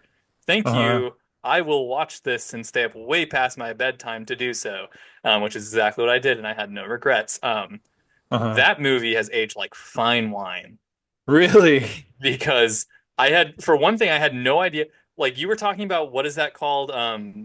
Pay me the scale. That Oh, yeah, when they like get as an paid actor, scale, like just yeah. yeah. I've never heard that term before, so I'm trying to work it in. Just means But they're doing it cheap. yeah, Like they're you know, not a big give actor. me my day rate. And Uh-huh. uh, I forgot what a cast that Tropic Thunder has, just cameos Hmm. throughout the whole thing. I forgot that Oh, Tom really? Cruise is in it. Really? Yeah, because it's Tom Cruise, Jack Black, um, freaking Ben Stiller, Matthew McConaughey, um, That's a Robert lot Downey of people Jr., already. uh, Huh. and then there's other people in it too that I completely forgot. And like Tom Cruise is dressed up to look like uh not Tom Cruise. I forgot that was freaking Tom Cruise because he's like bald and he's like fat Uh-huh. and like uh he looks a little taller. Yeah, Oh, we've I got love that. Ben Stiller, Robert Downey, RDJ, Jack Black, Tom Cruise, uh Jay Baruchel. I Don't forget. even know who that Yeah, is. he was in Knocked Up and a couple other comedies. He's big Oh, in okay. the Seth Rogen camp. Oh, gotcha. Danny So I might McBride, recognize him. Matthew McConaughey. I guess that's most of them. Oh, Tobey Maguire. Just he's in there for like a half second. But yeah, I forgot that those big names at the very least were in there. Oh, Jason Bateman is in there. Jeez. And so I just forgot what a cast was in this thing. And I mean, I don't know how big some of these other names are because I don't know them personally. Uh, Well, I don't know any of these people personally, but I'm not familiar with most of their works. But yeah, I forgot. I was like, oh my God, I forgot Tobey Maguire was in this thing weird. as a gay lover, which was Huh. awesome. And then there's of course the controversy of the biggest part of it, which is Robert Downey Jr. in full blackface. Oh, that's that movie. Yeah, just Okay. not only full blackface, but like I didn't know who RDJ was when this movie came out, Really? and I thought RDJ was a black man because they movie like this isn't blackface. This is like Uh-huh. Oh, a but it was movie special effects team got together and turned Robert Downey Jr. into an African American. Like he's wearing mhm. a wig with African American textured hair. They gave him pigment Jeez. across his entire body. He like it's crazy, and Wow. That could makes have me want ended to his career. right. It That would if it came out today. yeah. It reminds me of Black Like Me, which is a topic best left for next week or next Yeah, month. yeah. Which- But yeah, no, those are movies I consider true cinema. Okay. Because the name true cinema itself, like it's going to be subjective from Hmm. person to person, and it's almost watered down because it's almost an adjective today. Hmm. Like to call something cinema is almost it's just an adjective to describe something that was funny Yeah. in a lot of ways. Like if you watch a racist in a McDonald's get laid out by a employee Hmm. just to take a right cross, and we watch that uploaded to Facebook, you'll see comments underneath it calling it cinema, Yeah. and I have to agree to a certain degree, to a certain extent. But it's funny because we mentioned earlier that cinema is dying, and Hmm. or is it? That's the question. Is a Is question. it? Is it? And I think it's just growing up. Okay. It's getting its legs under it, and Hmm. I think in 50 years we'll be able to, as you were talking about, dream up a movie and watch it ourselves Hmm. and never release it, Yeah, and show it to our friends or we can have maybe any release it. Put actors it we on want in YouTube. it. Yeah, We'll have the that's gonna best be interesting. actor in it because our brain is like, who would play this actor best? And you're just like, oh, that makes sense. I Yeah. guess, and then you can, gender bend people. If you Yeah, think, that this person, if you think Tobey Maguire would play an excellent female character, right. you can just gender bend him into it. Hmm. And, with AI, we're just going to be able to Yeah. write our own scripts Yeah. and direct I our don't own need an movies. AI to write a script on my. Mm. Oh, it requires you got to walk it through it. You got to baby it. I was Right. reading that, in a on a business blog or like a sort of entrepreneur blog Hmm. that like if you don't learn how to use AI to your advantage right now, Hmm. you are going to get left behind in the next 10 years. Oh, right. Oh, and I am. I'm doing mad experiments with It's a AI. tool now They're that just you almost have to experiments. use Yeah. in order to not get left behind by Yeah, your you can't contemporaries. stop it. That's the age we're in. You Yeah. know, it's the evolution of the computer age into the age of artificial intelligence. And I don't know where it will lead us. But yeah, it's Should make a movie definitely about it. all in the arts. Yeah. But I guess, I don't know. I feel like that's a whole don't get me started talking about AI. Pretty sure we have I it. I hope we do. I know I pitched one. I don't know if we actually I'm pretty sure uh we did one, didn't we? about In AI. season one. Did we? Oh, maybe we And we did. talked about revisiting it. Right, because we talked about revisiting it because so much has happened. Yeah, The 2 years ago landscape is it completely couldn't different. make up a hand that looked human. And Yeah. now it's like there are deep fakes out there Yeah. that are hard to distinguish from reality. Yeah, I need to go review that episode because I'm I'm curious gonna what we press him. even said because it wouldn't even be relevant, I think, to what AI has become now. Anyway, Okay, there yeah, we you're go. right. We'll see, we'll go. I told you, don't get me started on AI. All right, well, shoot. Give me one of your bullet points. One of my bullet points. I mean, we've pretty much covered them all. Let's except, like there were questions I was gonna ask that it's not really, maybe an afterthought. Like if I'm thinking of cinema as being at its best, powerful explorations of the human experience. Because I just had some questions to start the conversation that I couldn't see when we started, and so I didn't ask them. But like I asked, what are your three favorite films? What is the most thought-provoking film you've seen? And what is the most daring film you've ever seen?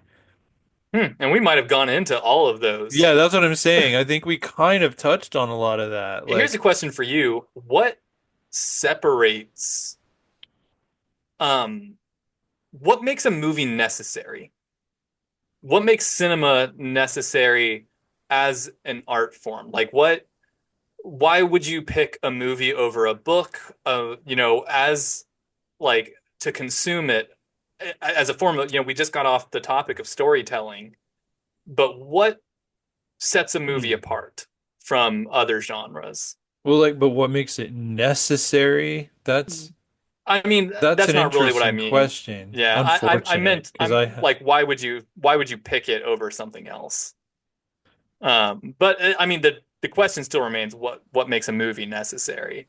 mm, Is it just that you can make movies, so make movies? Everything's pretty there to do much. it. Like, it's kind of like film is necessary because we can do it, and therefore creative people are, we're drawn to new mediums for telling That's what I was stories. looking for. What And like, makes it yeah, a special as a medium? yeah, it's like well, and again, it's the collaboration. That's what sets it apart, I think. But again, like if we're able to make movies with our minds, to me, it's necessary. It's like it stands out in the way of any artistic expression that it's like if we didn't need other people, like if we know which will happen within the next 2 generations, there will still be films made via collaboration, but we won't need that. You can go just shut yourself up in your house and create a film. And to me, I think what would set that apart just as a medium without collaboration would be just the full immersion There you go. of like That's the what you're first thing that comes to trying to my mind. express. Okay.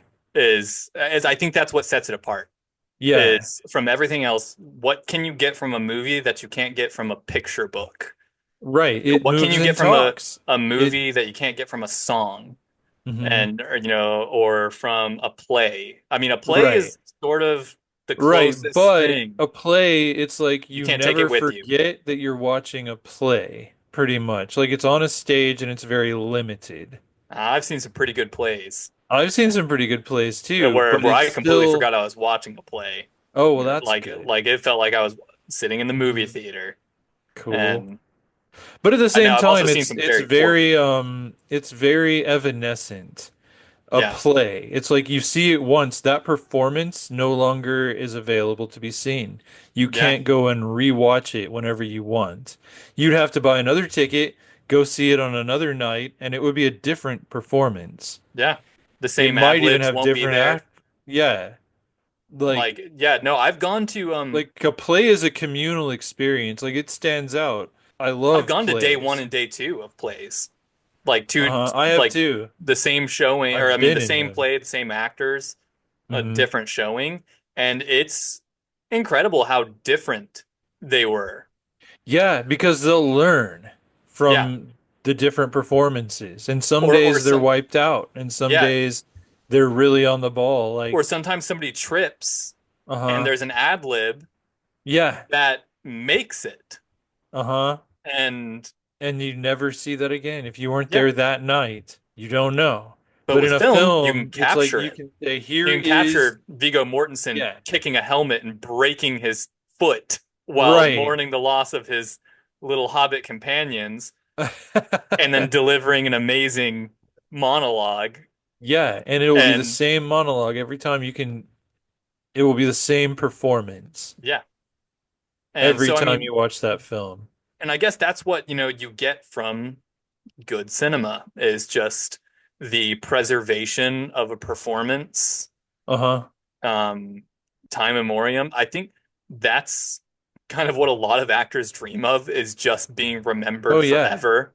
Yeah. Like that is the main driving force in the passion of acting. Right. I think a lot of them would agree upon just being able to preserve themselves hmm forever in a film. Like, Yeah. I mean, all things are eventually forgotten, but for at least 100 years, you'd be hard pressed to find people that don't know the name Samuel L. Jackson.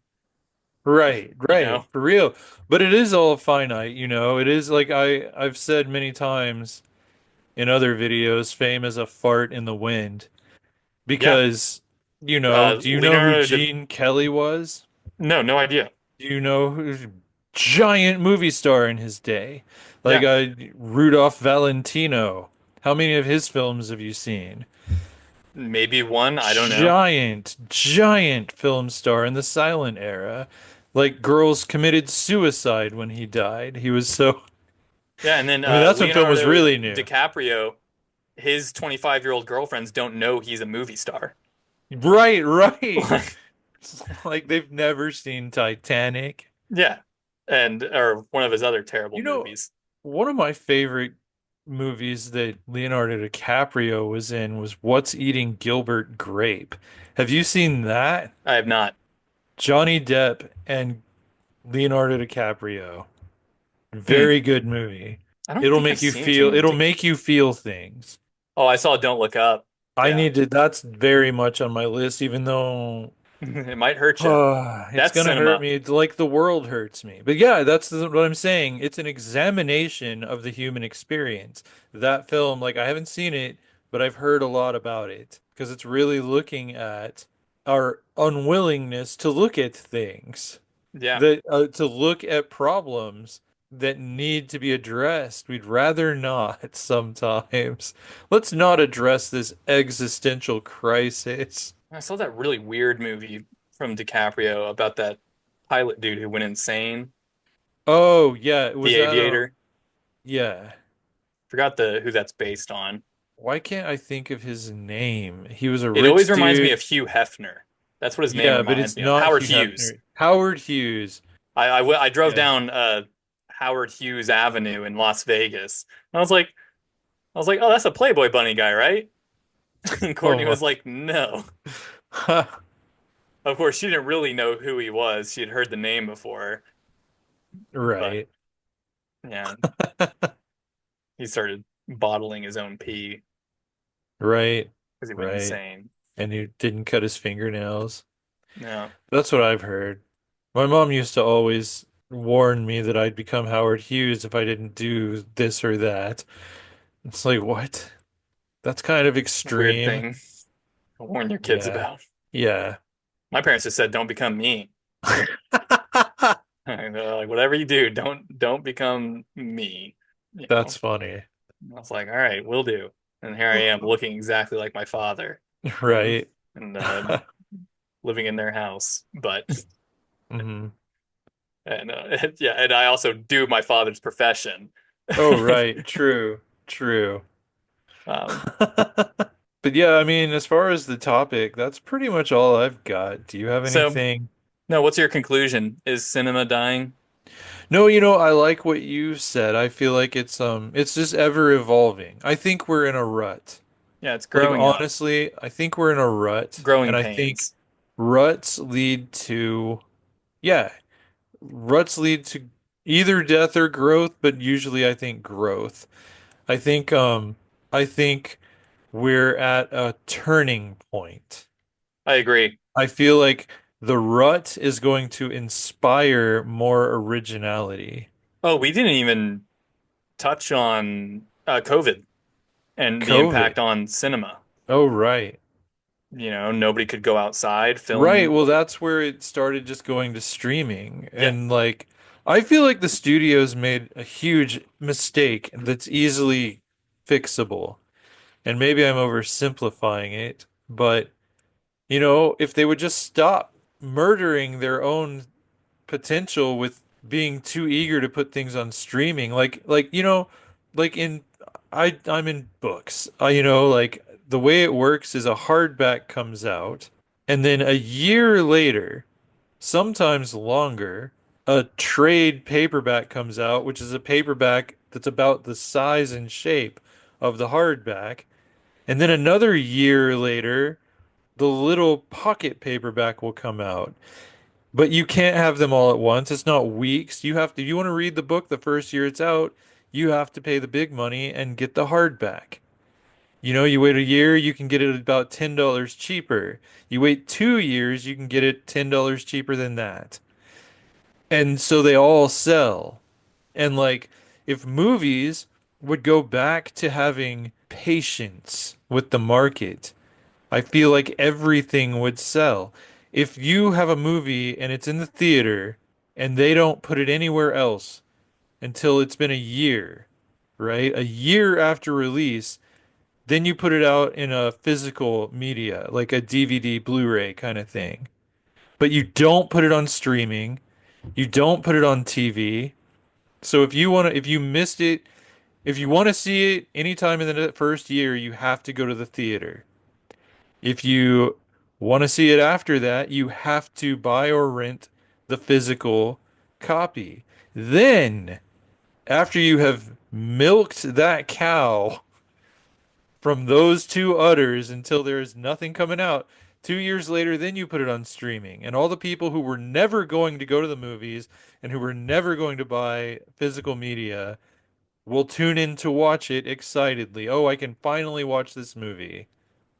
And Hmm. every time you re-release it or every time you bring it to another medium, the hype is brought back with it. It's like, oh, this movie's finally, you can go buy this DVD and you can actually watch this movie again. It's been out of theaters for 6 months, or it's on streaming. We can finally watch this movie without paying more than we already pay for Netflix, or I can finally see that movie. Like, I feel like that's how you fix it business wise, but they just don't have the patience. They're like, they limit the run to like 4 weeks or so, and then they put it on streaming and they stop making money. And I don't understand why they do it that way because they know they aren't going to make money anymore. Like, it just seems very stupid, but don't get me started on corporate executives. Yeah, no, I mean, I will flip this back around at you. I think that they do it for the very reason you think they shouldn't. I think it's a relevancy thing. I think they have a formula, Uh-huh. and I think I think they're banking on the initial relevancy of Uh-huh. the movie. And I think it's the consumers who don't have the patience to wait Right. 2 years for it to come to streaming services. But I think that's because they've been trained that way. I see what you're saying though, but I'm just saying I think they can be retrained. Yeah, and maybe Like I it think wouldn't it work the first few times. You'd have to do it a few times and then they realize, wait, if we don't go to the movies, we can't see this for another year. right. And then they'll get it. Like once it's happened a few times, And I would hate that as a consumer right. because me Oh, and I personally, I have come to hate movie theaters. I'm that guy now. I've oh, like I can't stand, people laughing at stuff around me that isn't funny to me, or you know, uh, people clapping in the movie theater when something happens, uh-huh. and like I'm just like, all of y'all quiet, quiet. I'm trying to watch the movie here. Like people talking, people on their cell phones. Oh, that I hate. Like Yeah. I don't mind noise and enthusiasm if it's like participation in what's going on, but if you're doing something distracting like talking on your damn phone, I get murderously angry. Oh, even bodily functions, coughing. Oh yeah. There was a girl having just an absolute cough, like she was sick, sitting right next to Uh, me, it's like and because it leave. wasn't just a little dry cough, like my throat's a little dry. It wasn't that. She was like hacking, and you Uh. could tell it was that mucusy hack where it was coming from the Yeah, leave chest, the room. and no, and they eventually did. Both of them just left. Didn't even finish the whole movie. Like I was like, now I Like feel why more the hell did offended. they even try? Maybe they Yeah, had tickets in advance and yeah, I no, don't and know. so I don't know their lives. I yeah, I wasn't don't there. either. I don't remember what I was there to see, but apparently like that movie, what's that movie, The Wizard of Oz thing that came out recently? The one with James Franco? I don't know if he was in it, but it was The Ariana one about the Grande. wizard? I didn't see it. So I just remember What was it something called? came out that I think James Franco was playing the Wizard of Oz young. Like it was a prequel. No, you're talking about the Wicked. Wicked. Yeah, that's what That came out. just came out. I Yeah. totally No, forgot and that came out. people were like standing up and like singing in the theater, and it was Oh, driving what? Oh moviegoers no. crazy. That would And piss me off. And they were like, and then there were two sides to it. People were like, you're seeing a movie about the most popular musical of all time. But you're at And the movies. that's what Shut I up. said. I was like, not everybody who's seen this movie went to go see the musical or performed it in high school, Yeah, you no, know? there's no excuse for that shit. You And can people sing were it just along to singing the along. soundtrack in your car on the way home. Yep. Don't ruin other people's experiences. Yeah, I Yeah, came I to get hear what you're. Ariana Grande sing it, not Mm, Jill from accounting. And sorry, yeah. Jill from accounting. Um, but she's a big fan of Oz or Wizard of Oz and Wicked. I'm making it seem like we have an accounting department. Oh, But right, right. but yeah, no, that would drive me I count insane. nothing all day long. Yeah, no, Courtney was like, Michelle was like, "Are you coming with us?" And Courtney finished it for her. Yeah, she was like, "Hell no, Matt's not going with us." I was like, "You're damn right. I'm gonna go see Wicked. I'm sure it's a Uh-huh. fine movie, but No idea. it interests me none." And uh, but yeah, I can't stand the movies for the most part anymore. I'll tolerate it, but uh, people ruin it for me, and so I am very I happy to see. have movies come to streaming a month Right. after they came out. Yeah, and it used to frustrate me how long it would take for things to come out to like physical media. Yeah, But but because the it relevancy is assured that I gone. was hyped up when it finally did. So like, I don't know. I just feel like it still works in publishing And I think, because they but at never the same trained us time, out of it. I think there's just, I think it goes back to the oversaturation where Yeah, like yeah. movies have that short of a run in theaters and go to streaming so quickly because there is a Hmm. whole block of movies coming out right after all of those. And so Right. unless we build, quadruple the size of theaters with quadruple the amount of screens within the theater to Hmm. play all of the movies that are coming out just over this next summer, Uh-huh. you know, they're Right. they're just gonna be in purgatory for 6 months before they come out on Blu-ray.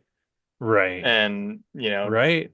Yeah, I mean it used to be like I think if a movie was huge, it would be in theaters for like 3 months.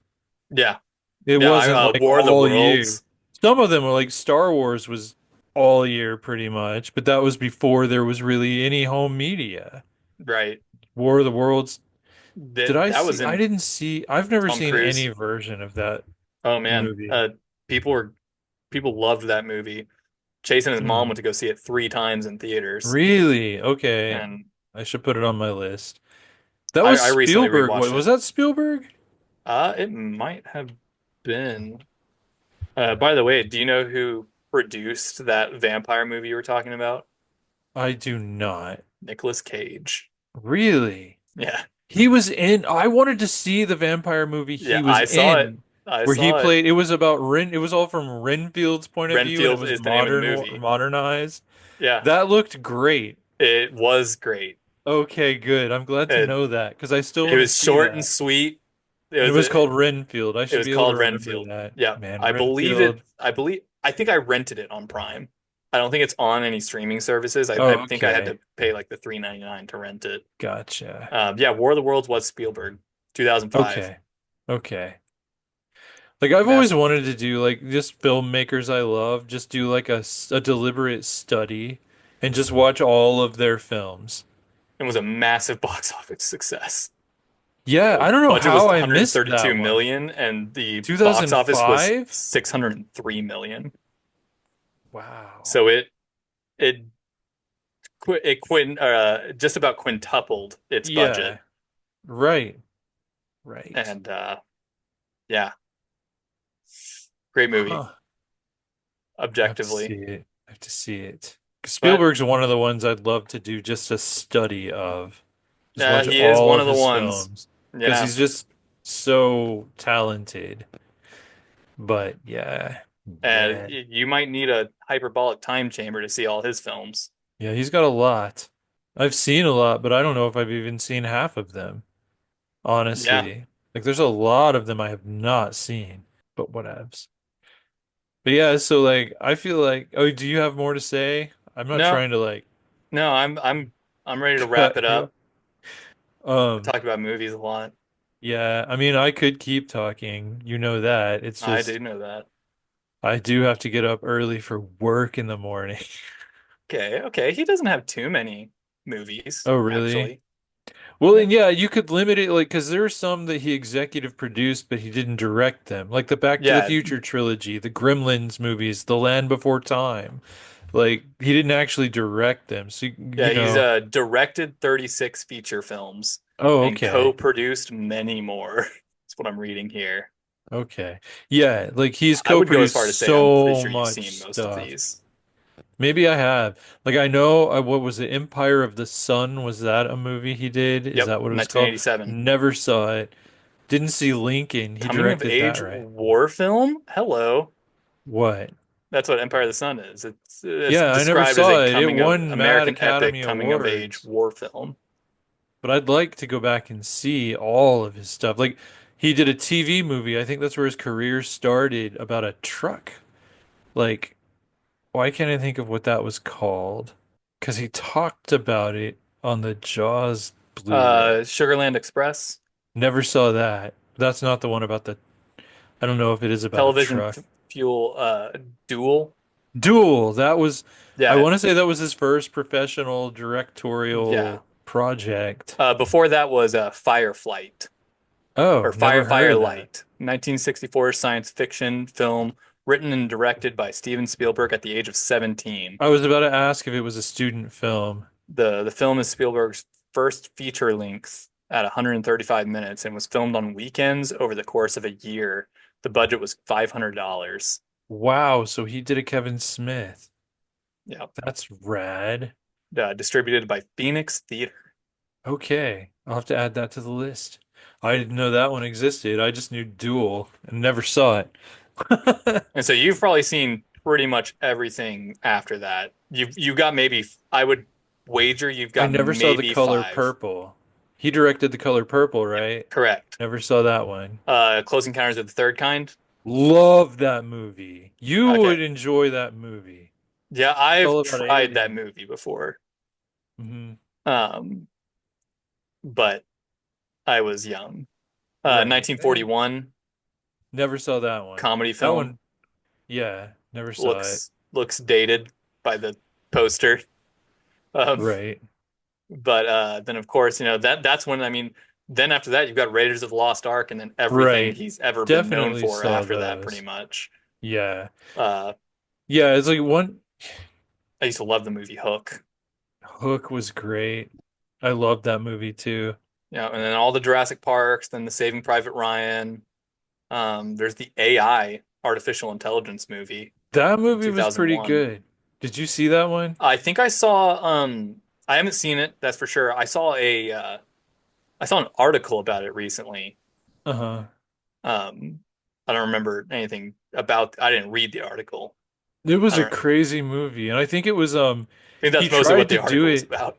like a Stanley Kubrick film because Stanley Kubrick died, and that was a film he never got to make that he wanted to. So Spielberg made it, and he tried to make a Kubrick film. I think he succeeded. Like it was really, it was an experience seeing that movie. It made me feel things. Spielberg movies usually do. Yeah. Like you run like all the emotions. Yeah, like I said, I loved Saving Private Ryan and I watched a Mhm. decent amount of him and Tom Hanks's collaborative war series, Band of Mhm. Brothers, on HBO. Right. Band of Brothers is pretty good. But anyway, we should wrap this up. Yeah, I was about to say we're just kind of Yeah. we're just kind of doing a post So yeah, we have answered episode. the directorial. That was the director's interview of this podcast. Right, Um, pretty much. And I mean but that's what we think. I mean that's what do y'all think? yeah, Is true cinema a dying art? Are we just in a transitional period? What are yeah, your yeah, thoughts? yeah. I mean, here's a question for you. Do all of the TV shows count as cinema now? All the network television that's trying to be cinema. Like, some of it's more cinematic to me, but it's It not is. technically cinema. It's not technically. It was never aired in a cinema. Right. And but that's more and more Netflix originals, Hulu originals. Yeah. A lot of those are great and Yeah. more worth your time than a lot of movies that come out nowadays. Right. Like television streaming services, they're doing what cinema used to do. Yeah. And cinema is doing, it's more like they've split. It's like Stranger Marvel Things and is Star huge. Wars and like they like all of them that they just are constantly putting stuff out in the theaters. They run it more like a TV series. Yeah, I heard that Whereas a the TV series is Stranger more, Things is going to be like 8 movies, like movie what? length episodes. Wait, the last season The is last season is going to be like 8 films. It's going to be 8 episodes, and they're going to be like an hour and 45 a pop. okay. See, I have mixed feelings about that because that show is so good, but I have a hard time watching episodes that long. I've already heard backlash to that effect Yeah, like that from a Benedict Cumberbatch playing Sherlock Holmes. Was it called Sherlock? And that Hobbit played Watson. no idea. I couldn't watch. I tried watching it, but it's like when I watch something on like Netflix, it's like I'm eating Give me 30 dinner or minutes. something. Yeah, it's like it's got to be in small chapters, and I might then say, I'll just watch one more. But if they're an hour and a half, I'm gonna have a hard time saying I could sit down for an hour and a half right now and I've watch learned to an be episode. adaptable. Like I can't do that. I've learned to wholly pause a movie and just continue it later when I don't have time for See, it. but I will leave something on pause for weeks. Yeah, yeah. But it's going to be Stranger Things. Just find a part where they go to the bathroom or something and pause it there and pick back up. Right? But but yeah, no, I've heard similar backlash. But anyway, we're Yeah, wrapping this we up as we yeah, we said. keep going. We keep going So yeah, let us like know. Return of the King. Boy, You thought it was don't get me over, but started. here we go again. I Yeah, won't. We got to wrap it up. things are now So in the motion that cannot be undone. right. So our next episode's topic is going to be white privilege. We go from talking about the movies to talking about white privilege. We do love to talk about social issues. Yep, especially ones that I've taken advantage of my entire life. Right. Despite being a quarter Native Jeez. American. Right, right. But you're pretty white. But we'll get all into that in the next episode. Yes, yes, we will. I'm both scared and looking forward to it. Yep. The editor is going to have a ball with that one. Oh, I'm sure. Hey, Matt, do you want to keep this part you said? Oh, yeah, Because I it have to came do off. that sometimes. I'm like, do uh, you? Oh, no, I Matt, do that to myself too. I just have to you let your ask myself, feelings and I'm lay like, bare a and I'm little bit cutting too much that. there. Got a little too real for the American audiences. Yeah, they don't like woke. No, they That's do why we not. have, what, Oh, they don't like woke. 16 Yeah, subscribers? I yeah, think we have 16 subscribers because we're too woke. yep. I'm cool with it though, because yeah, we're not doing this to make money. No, and I am wide awake, Good for you. proud I of haven't it. been wide awake for 3 days. Yeah, So yeah, okay, so that's Autodidactica for this round. We'll be back next time with white privilege. Should drop on Juneteenth. So enjoy. we'll see you back here then.